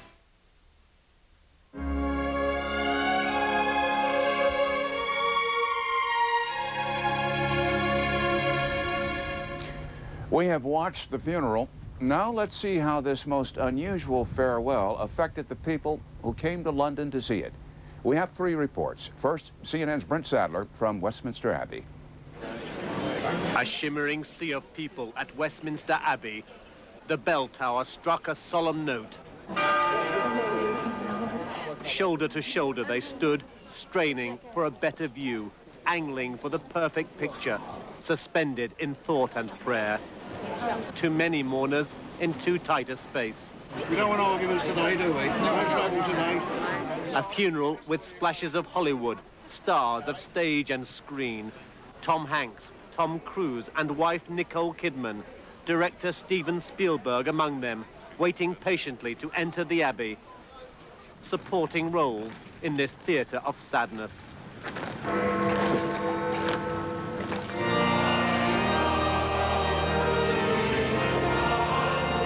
The sounds of music and hymns from inside the Abbey drifted across a mass of desolate faces. A few people tried to stem the tide of anguish and sang. Voices trembled. And so, my soul and silently, as shining birds in breeze, and her ways are ways of gentleness, and all her paths are peace. And then Elton John. And it seems to me you've lived your life like a candle in the wind. gratitude and emotional relief after the song to Diana faded away. Your legend ever will.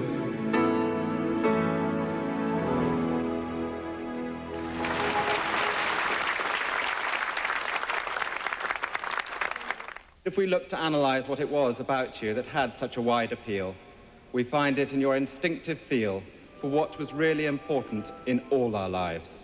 Earl Spencer's moving and courageous tribute touched the raw nerve of the nation, attacking the moral standards of a media obsessed by Diana and vowing to protect her sons from enduring the same treatment. As bright as a sunflower, as fragrant as a rose, the comparisons of Diana in death to the princess in life outstretched the imagination. We shouldn't remember her totally in this sanctified way. We should remember this wonderful, radiant, very humane girl who did so much, but also a wonderfully funny, feisty human being. As people went home and the debris was swept away, some pointed words for the royal family. When they discarded her, they discarded us, because she was what they considered not royal, you know, and we aren't. And I think they've had a nasty shock. Still, the flowers piled up for the dearly departed princess. The end for London of an exceptional and unforgettable day. Brent Sadler, CNN, Westminster Abbey. I'm Bill Delaney on the Mall, the long boulevard leading from Buckingham Palace, where the minute of silence that echoed throughout Great Britain seemed to express more eloquently than words the depth of feeling about Princess Diana. What sound there was here a mile or so from the funeral service at Westminster Abbey on loudspeakers. Never fading with the sunset when the rain set in,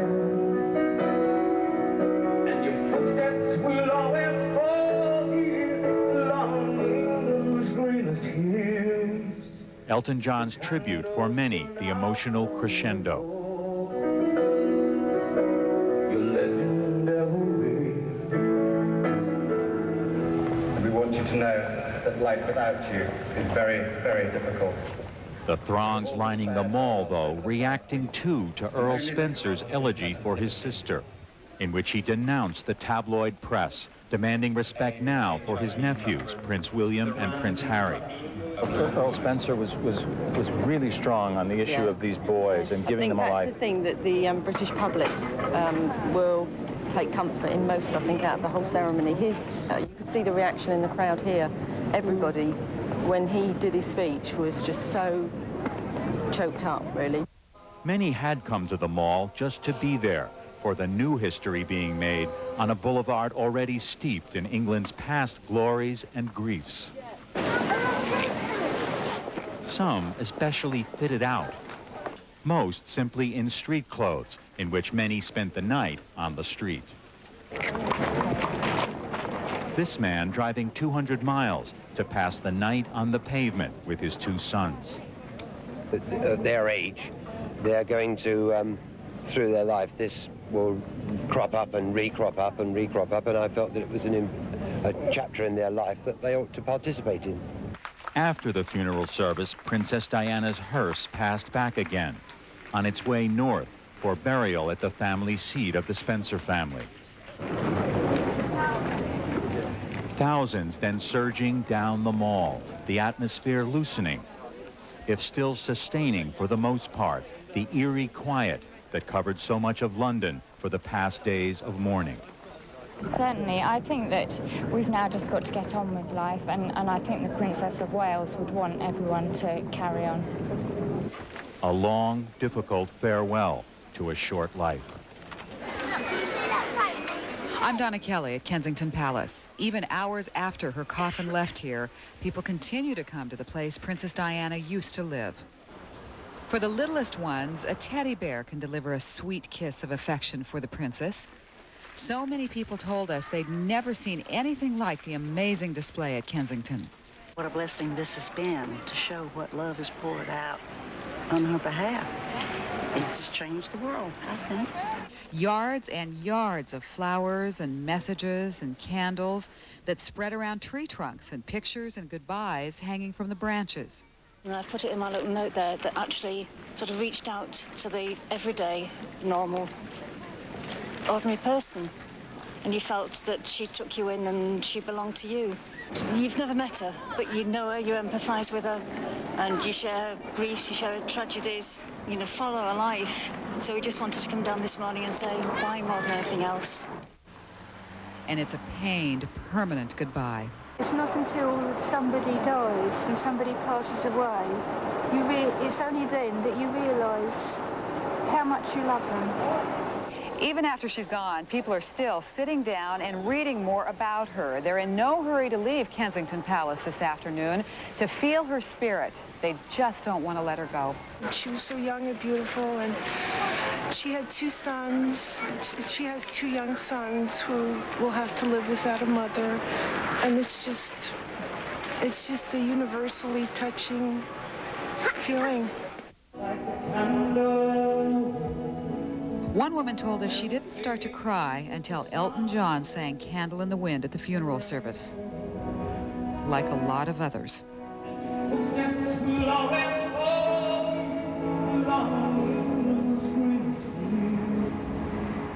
And now that she's really gone, it's up to her 2 sons to carry on her light.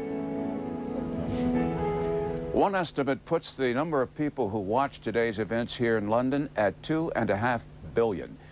It was broadcast on radio in at least 44 languages. And for many, it was not just a program to be watched or listened to, but a moment to be shared. CNN's Stephen Fraser reports on world reaction to Diana's funeral. We pray for the members of the royal family.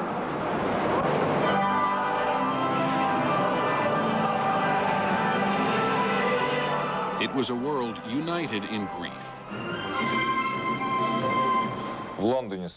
An estimated 2.5 billion people tuned in from all corners of the globe to bid farewell to Princess Diana. In Canada, they did so with sparklers and candles in their hands.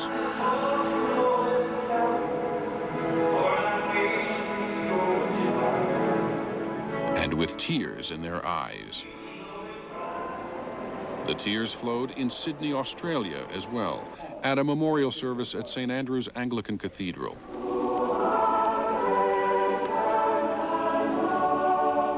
Flags flown at half-staff, flowers placed.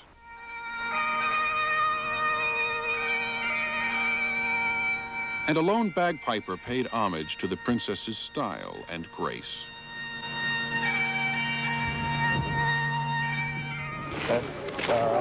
Australia's Aboriginal population honored Princess Diana with handmade signs and heartfelt dances. I've never seen a man cry in our society. This one they did because they thought that she was so precious. And for a precious princess, Russia presented a precious stone. This 62-carat diamond now bears the name Diana. Well, I think it's a very emotional decision and a very understandable decision because Diana's death shocked everybody all over the world. In our country, Diana is known as a very human person.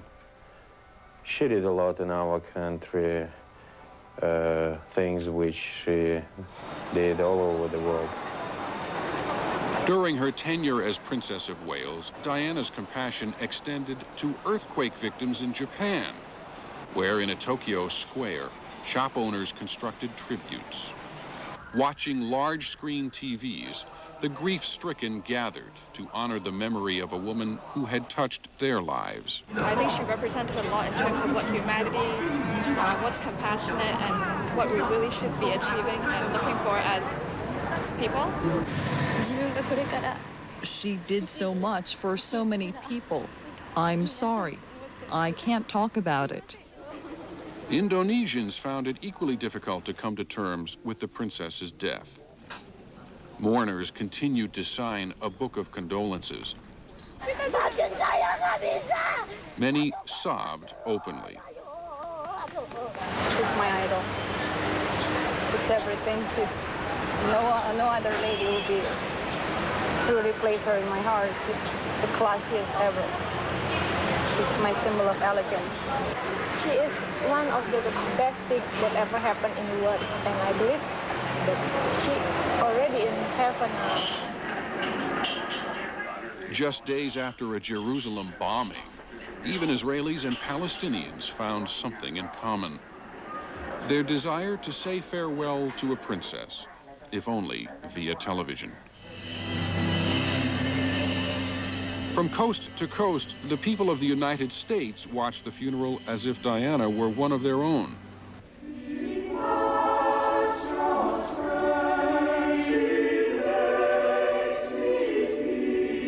In Washington, D.C., mourners gathered at the National Cathedral to share grief.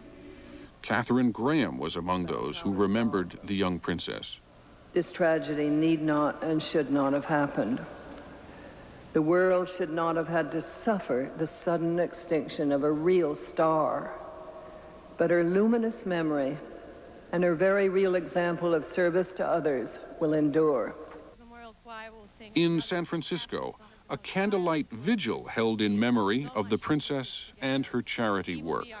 She demonstrated to the world that to care for, touch, and love gay men with AIDS was appropriate and didn't lead to anything but compassion. In Atlanta, people gathered at a downtown park to say farewell. In France, quiet tributes were paid indoors. I ask you to observe 1 minute's silence in memory of Diana, Princess of Wales. And mementos placed outdoors. For the people's princess, the English rose, roses marked the spot where she lost her life 1 week ago. Stephen Fraser, CNN, reporting.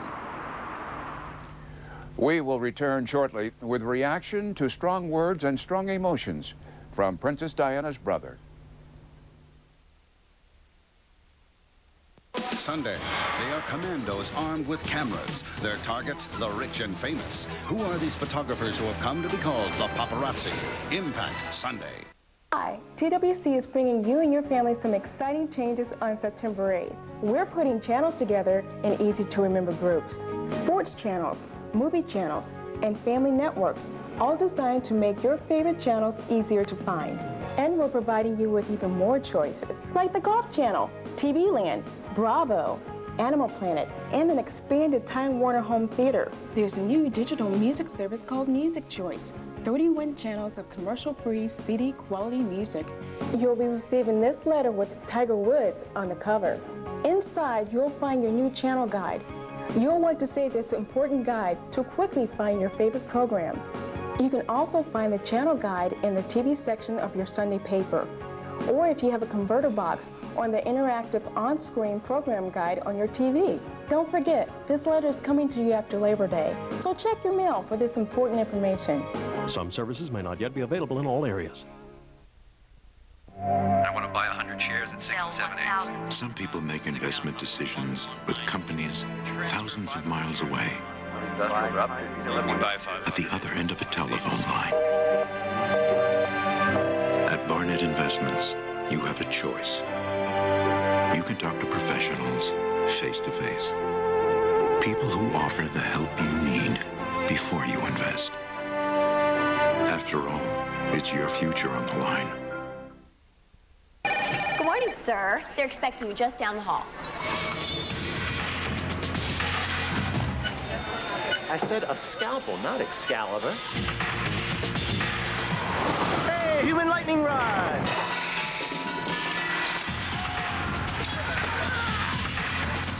TLC, adventures for your mind.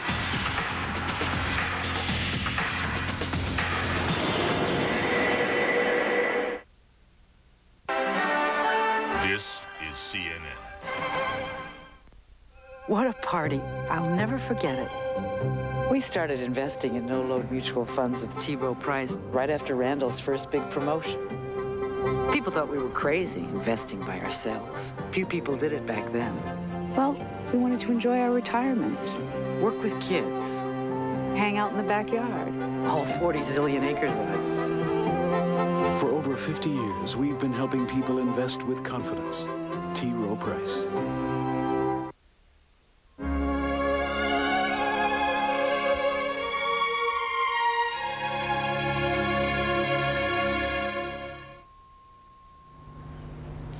The echoes of the eulogy from Diana's brother, Charles, Earl Spencer, will reverberate around Great Britain for a long time.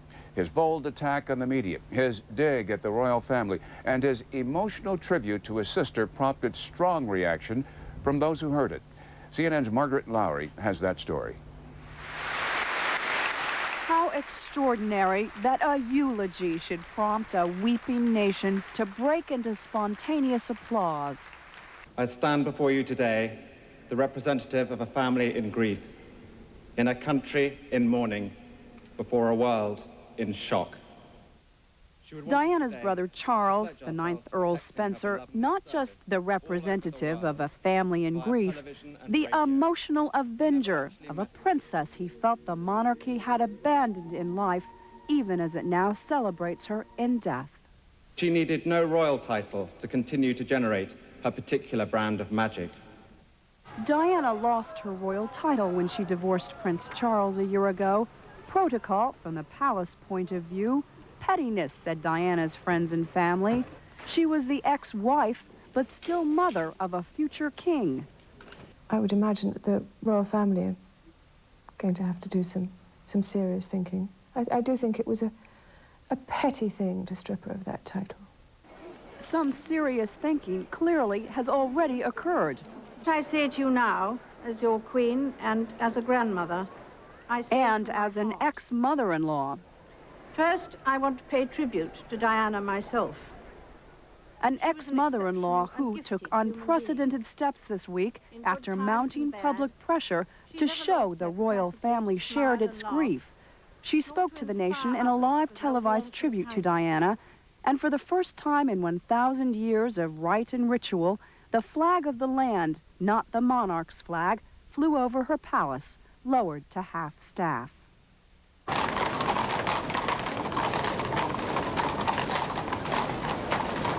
The Queen's husband and her son, her grandchildren, and Earl Spencer joined together in the funeral procession of the ex-Royal Highness to Westminster Abbey, where Britain's kings and queens have been crowned and buried over the centuries.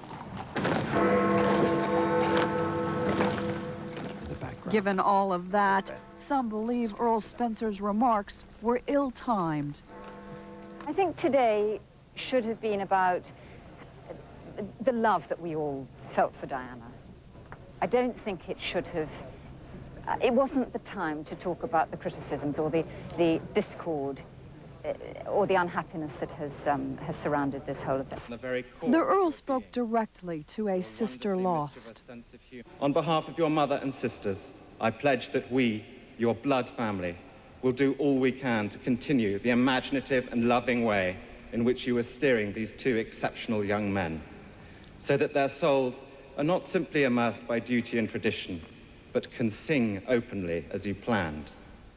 They are his own nephews, as well as the heirs to the House of Windsor. William and Harry, we all care desperately for you today. We're all chewed up with sadness at the loss of a woman who wasn't even our mother. How great your suffering is, we cannot even imagine. In a public life told in photographic snippets, it was Diana who showed the young princes life beyond the palace gates, not just amusement park outings, but involving them in the charity work she held so dear. Young people who met them said, they're just like us. They're just like us. And I think that's also a really important bridge for someone in her position to have made between her children and the children who have had a much more disadvantaged life. We fully respect the heritage into which they have both been born and will always respect and encourage them in their royal role. But we, like you, recognize the need for them to experience as many different aspects of life as possible, to arm them spiritually and emotionally for for the years ahead. Sentiments echoed by the public. This is something Diana has been trying to do anyway. She wanted the children to have a wider upbringing, this royal circle. And I think it will help the future of the monarchy in the next century. I think it needed to be said, and he said it in the right way. And he spoke for the people. I mean, the crowd applauded him after he'd finished, so I think he spoke for us all, really. And I hope things will change now with the way the princes are treated in the future. Some say whatever Earl Spencer thinks, whatever the public thinks, the royal family does not disagree. I'm absolutely certain that he will find sympathy and support for those views from the royal family, and particularly from the boy's father, from Prince Charles. I think the general attitude of the court will have to soften and take into account these very changed times we live in. All this has been focused dramatically in these days. Perhaps the character of the people is changing, because a decade ago you would never have had those open displays of grief. It would have been thought un-English and unsuitable. But times have changed. And the royals have changed with them. Not so much because the royals embraced change as change embraced them this week. Diana's death a catalyst for that in a solitary world which normally evolves at glacial pace. Today is our chance to say thank you for the way you brightened our lives, even though God granted you but half a life. A legacy, not just to her family and to her sons in whom she lives on, but to the other members of the royal family as well. I would like to end by thanking God for the small mercies he's shown us at this dreadful time, for taking Diana at her most beautiful and radiant, and when she had joy in her private life.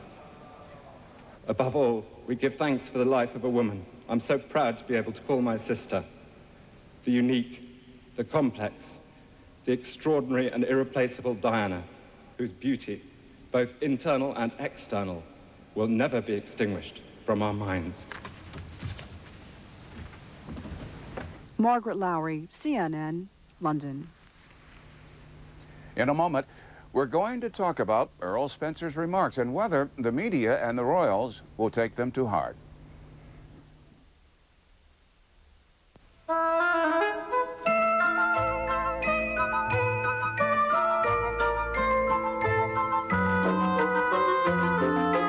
It's a first from the dream makers of Disney. That's who! Introducing Disney Cruise Line. Imagine combining a Walt Disney World vacation with a magic voyage to our own island in the Bahamas. Call and discover uncharted magic.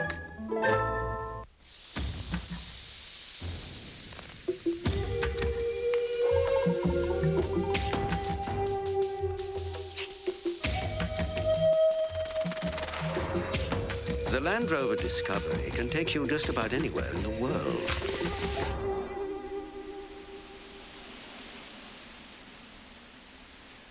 So do pay attention.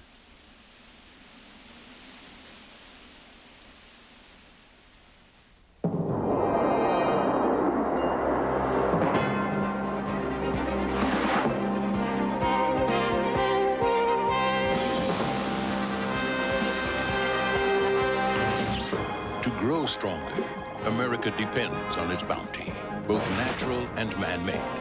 Finding new ways to get these goods to market more efficiently and reliably is the noble pursuit of Norfolk Southern, the thoroughbred of transportation. I guess I've been bringing the office home with me, because lately I've had some pain at night, and I just couldn't get to sleep. And then I'd worry about taking something. I mean, I'm at work pretty early, you know. How would I feel? But then I tried Tylenol PM. That's something I can trust. Well, the Tylenol PM stopped my pain. It helped me sleep. Next morning, I'm up and out and ready for my day. Nothing like a good night's sleep. Rest easy. It's Tylenol PM.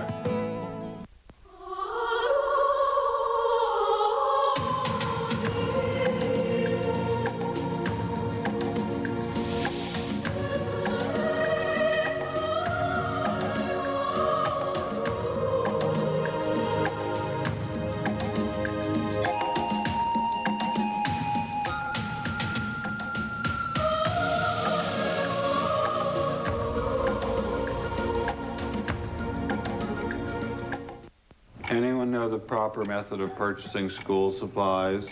Anyone? The answer is efficiently. Anyone know the name of the economics genius responsible for this ideology? Anyone?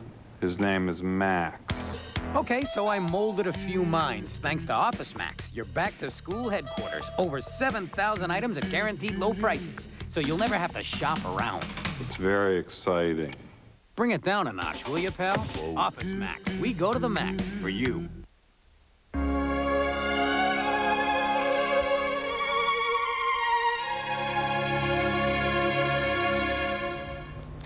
And so this long week of grief and this vivid day of mourning have concluded.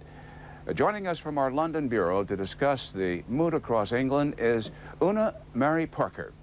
She's a freelance royal correspondent and writer. With me here is David Harrison, a senior writer for the Observer newspaper. What did you think of Earl Spencer today?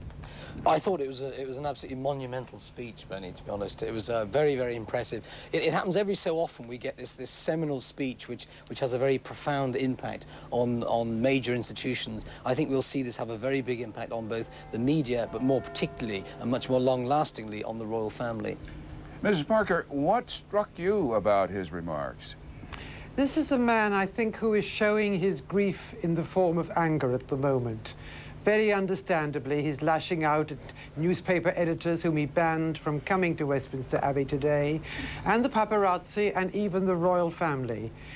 It is true that Diana didn't want them to be brought up in the old way, and there's no chance that they are going to be. The Jesuits always say, give me a man for the first 7 years of his life, and I will give you the adult. She has done her work. That is her greatest legacy. And Prince Charles wants the royal family to move into the future, into the next millennium, and take the boys with him. In your judgment, any truth in Earl Spencer's public grief? Any truth in it? Not really, no. I think he's just very upset and very angry. I think some of his remarks, although they went down extremely well with the public and caused people to applaud for the first time in history in Westminster Abbey, were thrust from great bitterness and great sadness. But I think in time he'll realize that maybe some of the remarks would have been better said another day. David Harrison? Oh, I'm not sure I agree entirely with that assessment. I mean, yes, he's in grief, and yes, he's upset. But the public reaction to his speech showed that he'd really struck a chord, and he'd managed to articulate something that the vast majority of people in this country were feeling. And I think this is something that the royal family ignores at its peril. And the reaction suggests to me that the royal family has ignored this aspect, this dual aspect that Diana's brought into her royal role. What Diana has achieved is she's proved that you can be both royal, regal, and you can be popular too. And this is something the royal family really has struggled to accept in recent years. Diana's blazed the trail. I think the royal family would be foolish not to continue it. Mrs. Parker, this royal family, buffeted by the unexpected and the unprecedented, how have they handled themselves? Well, the reason they stayed up at Balmoral is not because they didn't care. They do all care most deeply, but because their prime concern was William and Harry, who wanted to stay at Balmoral with their father and grandmother, where they are protected, isolated from the press and the outside world, to have a few days of peace and quiet to come to terms with what has happened. The Queen and Prince Charles were constantly on the phone to London, working out every tiny detail of this funeral. Then the Queen realized that this wasn't being appreciated by the British people and that she had to be seen to be grieving.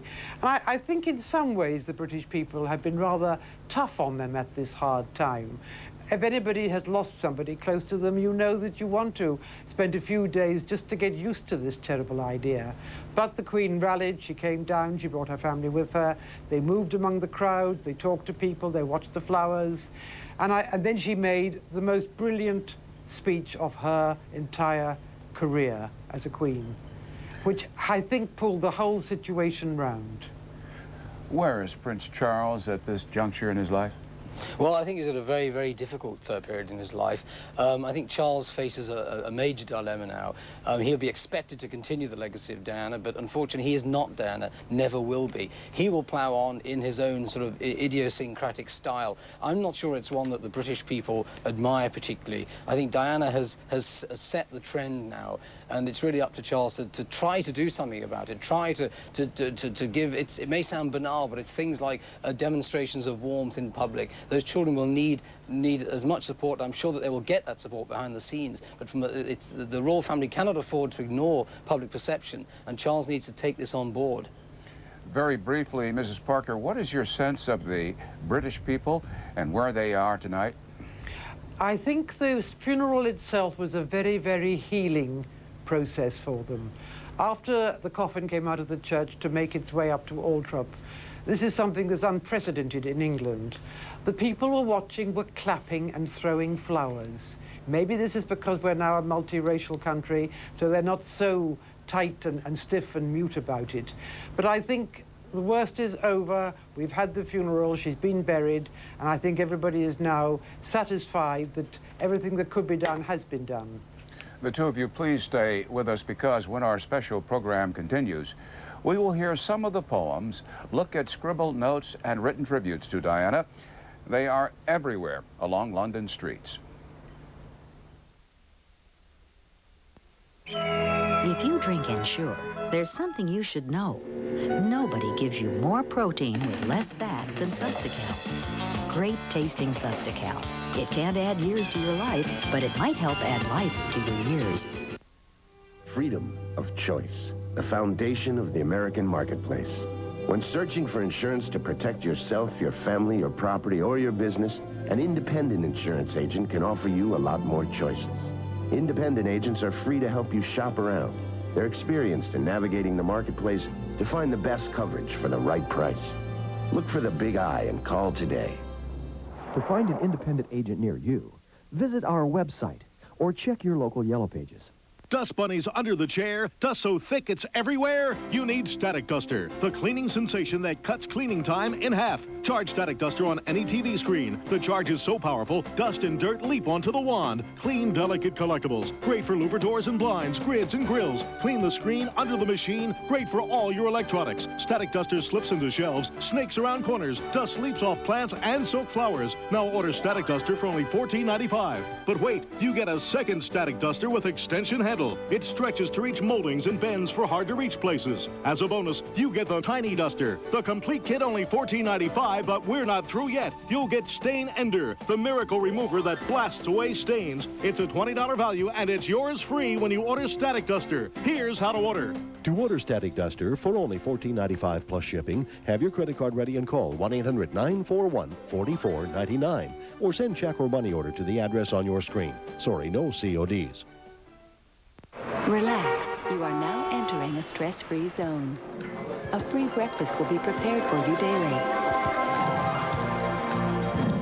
You will rest in a comfortable 2-room suite. Your satisfaction is guaranteed.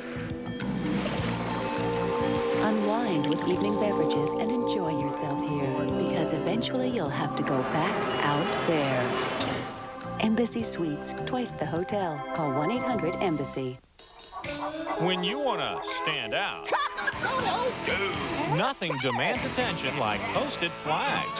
Posted flags help you sort, file, organize, and highlight what's important. Posted flags.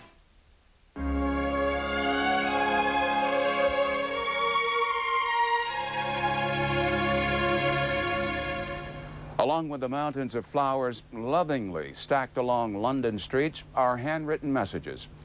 During Princess Diana's funeral, our Richard Blystone talked with some of the writers and readers of these tributes.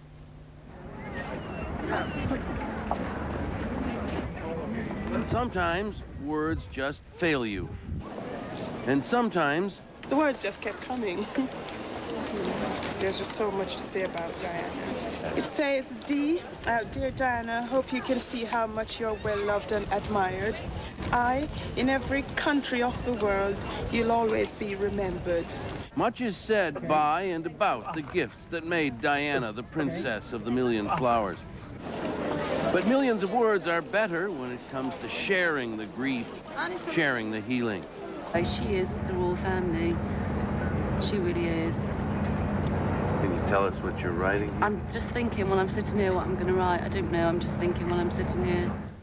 It doesn't have to be Shakespeare. Can you read it to us?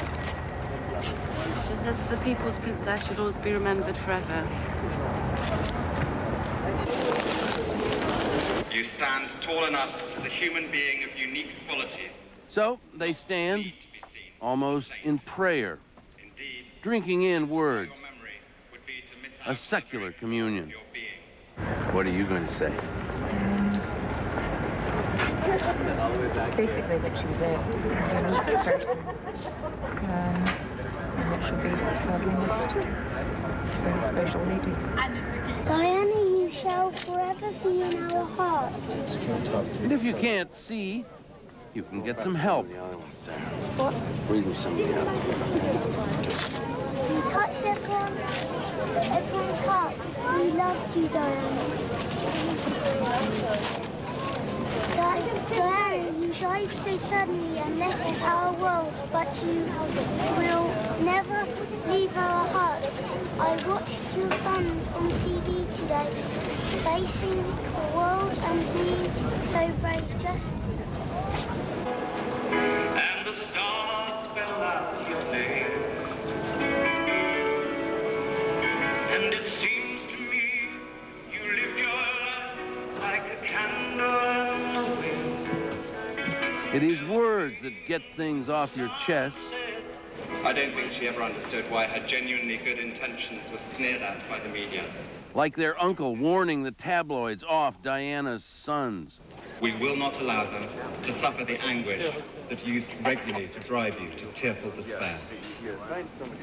And beyond that, on behalf of your mother and sisters, I pledge that we, your blood family, will do all we can to continue the imaginative and loving way in which you are steering these two exceptional young men, so that their souls are not simply immersed by duty and tradition, but can sing openly as you planned. The royal family didn't have to see Lord Spencer to get the handwriting on the wall. The video signals have fled to outer space. The flowers are showing their mortality. The candles will gutter out. The words will remain. Richard Blystone, CNN London. People in Britain and around the world mourn the loss of a princess. But for two young boys, Prince William and Prince Harry, this loss is much more personal. They have lost their mother. CNN's Margaret Lowry has more. Presented to his future subjects at the ripe age of 3 days, Prince William Arthur Philip Louis Windsor, the heir to the heir apparent to the throne. William. Thank you so much. Thank you. Now 15, William suddenly faces a different legacy. We are going to expect a great deal from him. In a sense, he inherits the mantle of his mother. He is the only glamorous member of this family, and he has got to come out into the open and bat for the royal family in a big way. And I think that is going to be very hard. Actually, Harry, the younger one, is going to find it much easier. From their earliest days, they have been thus catalogued. William, the shy one, with Diana's tall, lean look. Harry, engaging, outgoing, mischievous. There was never any doubt nothing was dearer to Diana's heart than her children. My first priority will continue to be our children, William and Harry, who deserve as much love and care and attention as I am able to give, as well as an appreciation of the tradition into which they were born. She kept their one foot in reality, and what she was able to do was to show them real life. She would put a baseball cap on the boys, she would take them and give them a hamburger, she would take them to a theme park. She wanted them to be in touch. That for her was the most important thing, not to be isolated. She was always keen to impress on Prince William and Prince Harry how important that was, to stay in touch. I think that would be the single message that both of them will remember from her. Like much of the royal family, William and Harry have been seen over the years, but rarely heard. Yes, it'll be good fun. It'll be very good. Enjoy it. As with this 1995 visit to a Swiss ski resort with their two young cousins, Beatrice and Eugenie, their public life is largely told in pictures.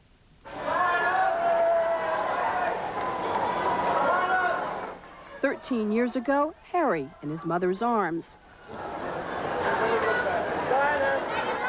I think he's even got a little smile, doesn't he? His proud great-grandmother showing him off. It is said William hates the press, but he tried to cooperate at an early age. It is Harry who first showed the media what he thought of them. William's first day of primary school, his first at prep school. At Eton last year, his parents put their differences aside for the day, posed for photographers, then pleaded for William's privacy for the rest of the school year. Being a modern member of the royal family is an incredible burden compared with what it was. Newspapers, television, the media, crowds. You have to be superhuman just to survive it. Will these pressures now be passed on to a 15-year-old boy? A very good-looking, handsome, intelligent, bright kid. But that is asking an awful lot. One of their mother's closest friends says Diana tried to prepare William and Harry for their public duties. How much she loved them, which I'm sure they'll remember. And how much she cared about them not letting any of their position and trappings go to their head. She felt very strongly about that. Tried to prepare them, too, for the private life she wanted them to preserve. These children of the House of Windsor have been shaped in equal measure by dynastic destiny and Diana. Margaret Lowry, CNN, London. Please stay with us. When we return, a look at this woman they call the People's Princess. Monday on CNN's Larry King Live. From a country lost Diana's final farewell. Monday, 9 Eastern on CNN. Hi, TWC is bringing you and your family some exciting changes on September 8th. We're putting channels into easy-to-remember groups. Sports channels, movie channels, and family networks, all designed to make your favorite channels easier to find. And we're providing you with even more channels, like the Golf Channel, TV Land, Bravo, Animal Planet, and an expanded Time Warner home theater. There's a new digital music service called Music Choice. 31 channels of commercial-free CD-quality music. You'll be receiving this letter with Tiger Woods on the cover. Inside, you'll find your new channel guide. Be sure to look for this package. You'll want to keep this important guide so you can quickly find your favorite programs. You can also find the channel guide in the TV section of your Sunday paper, or if you have a converter box, on the interactive on-screen program guide on your TV. Don't forget, this letter is coming in your mail after Labor Day, so watch for this important information. Thanks for watching and for being a Time Warner customer. Some services may not yet be available in all areas. This is CNN. Anyone can put an E in front of their name, but if you trade stocks electronically, you better know what's behind the E.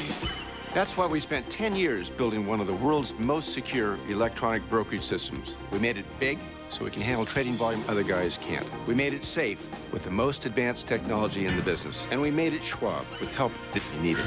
We didn't take any chances. Should you? Call now to open your eSchwab account with complimentary software and get electronic brokerage the way it should be. Hey, don't buy those blinds here. Call American Blind and Wallpaper to save up to 82% on first-quality name brands like Levalor, Hunter Douglas, Duet, and more. They're the nation's largest factory direct dealer. They can get any custom-made blinds you want with savings up to 82% off retail prices. Take this brochure and call today. Gotta go. Call now for this free brochure and learn how to save up to 82% through American Blind and Wallpaper. As a special bonus, this brochure features a blind measuring guide, so call now. Let's go! Let's go! Let's go! Fortune 500 companies know that when it comes to renting a car, there's really only one place to go, National Car Rental. Because at most major airports in America, National gets you in your car and on the road fast. So what are you waiting for? Let's go. National Car Rental.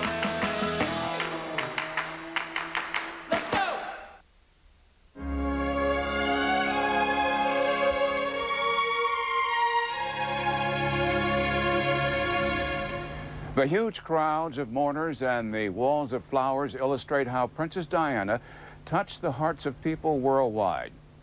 Once again now, CNN's Richard Blystone with how Diana transcended her royal status and became a popular and very human princess. Saturation. No wonder she's missed. She was there every day, like the stars in the sky or the fingers on your hand.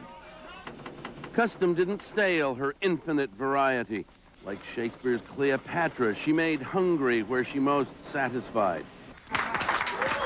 Cleopatra with the Midas touch. Nobody else came close. She was present at the function. Wherever she was, you would raise vast sums of money for the charity. Just her presence was enough. Majesty magazine once reckoned Diana generated $23 million worth of free publicity every year just by consuming. The trainers she wore, the mineral water she sipped, the car she drove. A female generation grew up wanting to be her. News and photographs of Diana, glamorous or scurrilous, could make hundreds of thousands of dollars. Her death has made hundreds of thousands of mourners. What inspired this harvest of flowers stretched along the walls of St. James's Palace? By any normal measure, it is too much. What kind of magnetism pulls a tide of people to wait all night to sign their names? A million people, a million answers. She just hit everyone's heart. She just was a normal person, as well as a royal. She was special. Just her love for, firstly, her family, and then for other people. And I think that's what we can all learn from. The fact that she was such a very loving mother and loved children so much touched a lot of women, especially throughout the world. I liked her caring for minorities like children and people suffering from all kinds of illnesses. She's a mother. I could relate to her in every way. She went and visited places, and she went to help get rid of all the landmines. She's just wonderful. Friends say Lady Di always wanted to be a princess, not knowing what that would mean. As she learned, we watched a gallery of Diana moments. In love? Of course. Whatever in love means. Cradling a baby born to be a king. Here you see something's wrong. Pictures at a monument to love that cried, I'm alone. And to give me the time and space. The withdrawal from the glare. That in-your-face hairdo as Diana casts herself as the royal rebel. The stumbles and scandals, the search for a purpose. And finally, a real role in the crusade against landmines. Papers now call her the People's Princess, as though to say the people's, not the palaces. Queen Elizabeth never knew what to do about Diana's scene-stealing charisma, and in truth, there was probably little she could do. The royals were working from a 19th century script, and Diana, born blue-blooded but not royal, was not a portrait of frozen rectitude. She was fun. Out of you. And today, her flaws and foibles, bitchiness, bulimia, psychic healers, only make her more human.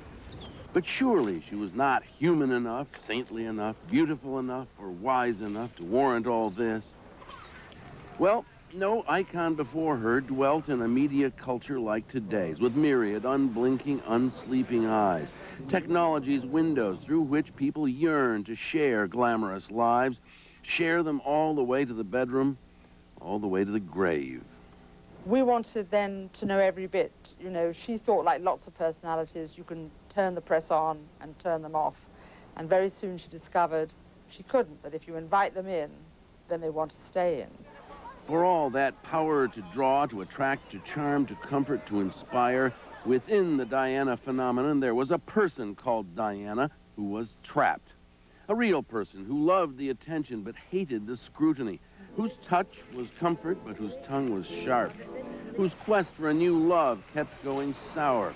The idol of millions, and one of her most devoted pursuers kept asking himself, why she was on her own? Why did she always go shopping on her own? I mean, you see her shopping in the most exclusive parts of London, Knightsbridge, Harrods, places like that, always on her own. For Diana the person, things went out of control early on, and despite all her efforts, stayed out of control right to that Mercedes ride. She died trying to break out of the suffocating but protective envelope that surrounds a royal. She was the daughter of her time and the creation and victim of its technologies, appetites, expectations, and obsessions. We'll never see anything like it again. In the days of the early church, they used to have a process of canonization, making a saint by acclamation. Well, that's what we've been witnessing in London. It's been Saint Diana. If mourning Diana evolves into a cult of Diana, the woman who's lived in everyone's house may stay with us a while longer. But a cult of Saint Diana is the last thing her family wants, which is why she will lie not in the family chapel outside their estate, but on an island in a lake well within it. Richard Blystone, CNN, London. More on the outpouring of emotion around the world when we come back. The American editor for The Times of London will join our other guests in a moment.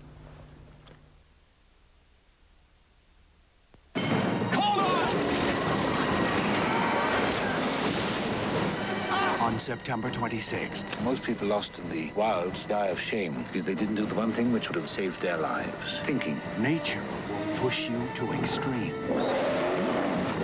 What are we going to do, Charles? What? Am I supposed to have a plan? But only man. You and my wife? I've seen you with her. Can push you. So, how are you planning to kill me? To the edge. Why would I want to kill you, Charles? I need you to get home. He's stalking us! He's toying with us. Money's folk get you in an emergency. And you bloom. Academy Award winner Anthony Hopkins. You want to die out here, huh? Alec Baldwin. You make me sick. I'm sure I do. Somewhere between the law of the wild and the nature of man lies the edge. I'm not going to die. I'm going to kill the mother. Rated R, September 26th, only in theaters. If you've been drinking Ensure, there's a little something you should know. Nobody, not even Ensure, gives you more protein with less fat than Sustacal. Now, Sustacal can't add years to your life, but it might help add life to your years.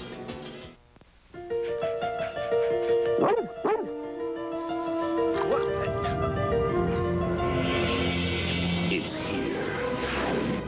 The Maytag Neptune, bringing awesome powers of stain removal to Earth with the revolutionary Turbo Clean Wash System for powerful stain removal that's out of this world. They're never going to believe this. A washer that removes stains. The Maytag Neptune. He said, what? I'll be there for 10 minutes max. Do not start without me. Slow down, you're gonna get us killed. You're driving like a bat out of Hades.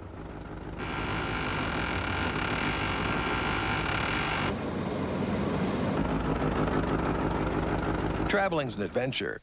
Where you stay shouldn't be. Fairfield Inn by Marriott.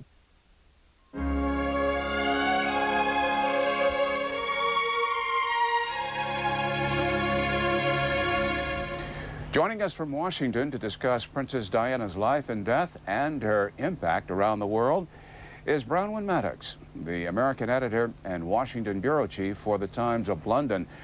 Ms. Maddox, when you hear the phrase, the reference, Saint Diana, what must you be thinking?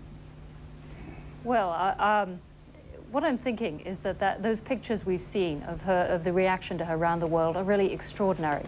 When you think of how many pop stars try and claw their reputation from country to country, and she seemed to do it so effortlessly. To me, I think her impact internationally, her international role was the one that she was most at home with. She got much less criticism for that than she did in England, where people did take sides, not always her side, on the breakup of the marriage. But internationally, people saw her as the humanitarian, and they saw the pictures.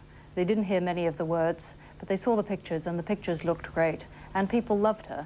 And I think that message of her international appeal is another one, yet another one, the Queen is going to have to take. Earl Spencer, her brother's tribute today. A crosshair speech propelled by anger? I'm sorry, I didn't hear you.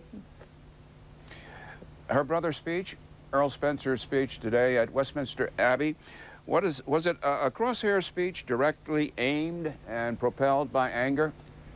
There was obviously a lot of anger behind it, directed at the press and at the royal family. Britain may have changed, but that's probably about as rude as you can be to the Queen, to her face in public, particularly in front of an audience of a couple of billion. What happens as a result of that is the question now. Like his sister, he stole the show, I think. Like his sister, he raised an element of conflict and left the story dangling. And he has now set up this picture of the Spencer family at odds in emotion, in spirit, if you like, with the Windsors. And that is the story the nation is now going to watch play out. As this week has played out, how have you felt as a British subject? I felt very, very moved, and in a personal way, just very shocked in a way that when I go back to London, Diana won't be there, there won't be the traffic jams in Chelsea when she comes out of the gym. It was the ordinary way. She was quite an obvious part of London life. I missed that, but I have been very surprised at how touched people were over here. You go into the shops today, you hear just snatches of phrases, just maybe the word 36, and you know they're talking about Diana. If they hear a British accent, they turn immediately and interrogate you. What would Charles be thinking now? Yeah, and so on. I've been astonished at that international appeal. I've also been puzzled because, to me, it was not clear at the time of her death what she was going to do with that international popularity. She had it to an extent politicians can only dream of, but she wasn't a politician. She was beginning to step into political territory. I'm not sure that she was going to pull it off, and I think that part of the story as well remains unclear. Here in London, Mrs. Parker, any concerns about how the world might perceive what is going on here in Great Britain? I hope they don't misunderstand the situation, because for William's sake, as much as anybody's, we don't want a rift to appear between the royal family and the Spencer family. After all, the boys are half Windsor as well as half Spencer. I actually think one must take a very positive attitude. Diana's charity work will continue and everybody will see that happens. This week alone, £120 million has been sent in donations to Kensington Palace, and a trust has been set up. So I think with that ongoing, and her sons growing up in her likeness, we should look forward very positively to the future of the royal family as well as Britain. David Harrison, what of the boys? Well, I think this is I mean, to state the obvious, this is going to be a terribly difficult period for them now. But what they do have is I think they've got massive public support. You've got everybody in the country wanting them to do well, to come through this appalling trauma. And I think the signs we've seen over this week from the way they've behaved and the public reaction to them are very good. That here are two obviously intelligent and dignified, well-behaved boys. And I think from their point of view, the future looks good. The question is, will they now be given the guidance of the sort that Diana had blazed a trail with, or not? And I think that's absolutely crucial, because Diana's sort of modernized the royal family. She's given this sort of breath of fresh air. She's opened up the royal family, and the public likes it. And I think there really is no going back now. And a lot will depend on how the boys are brought up in the absence of their mother. Mrs. Maddox, are you expecting any kind of a sea change in how the House of Windsor conducts itself now? As the others were saying, it does turn in the public mind, I think, on what happens to the boys. But you have to feel a bit of sympathy for Charles at this point. It's going to be very hard for him to try and mimic the same things of taking them to adventure playgrounds and to theme parks and so on.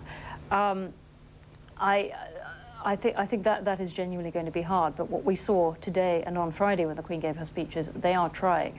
It may still look stiff to the rest of the world. Comically,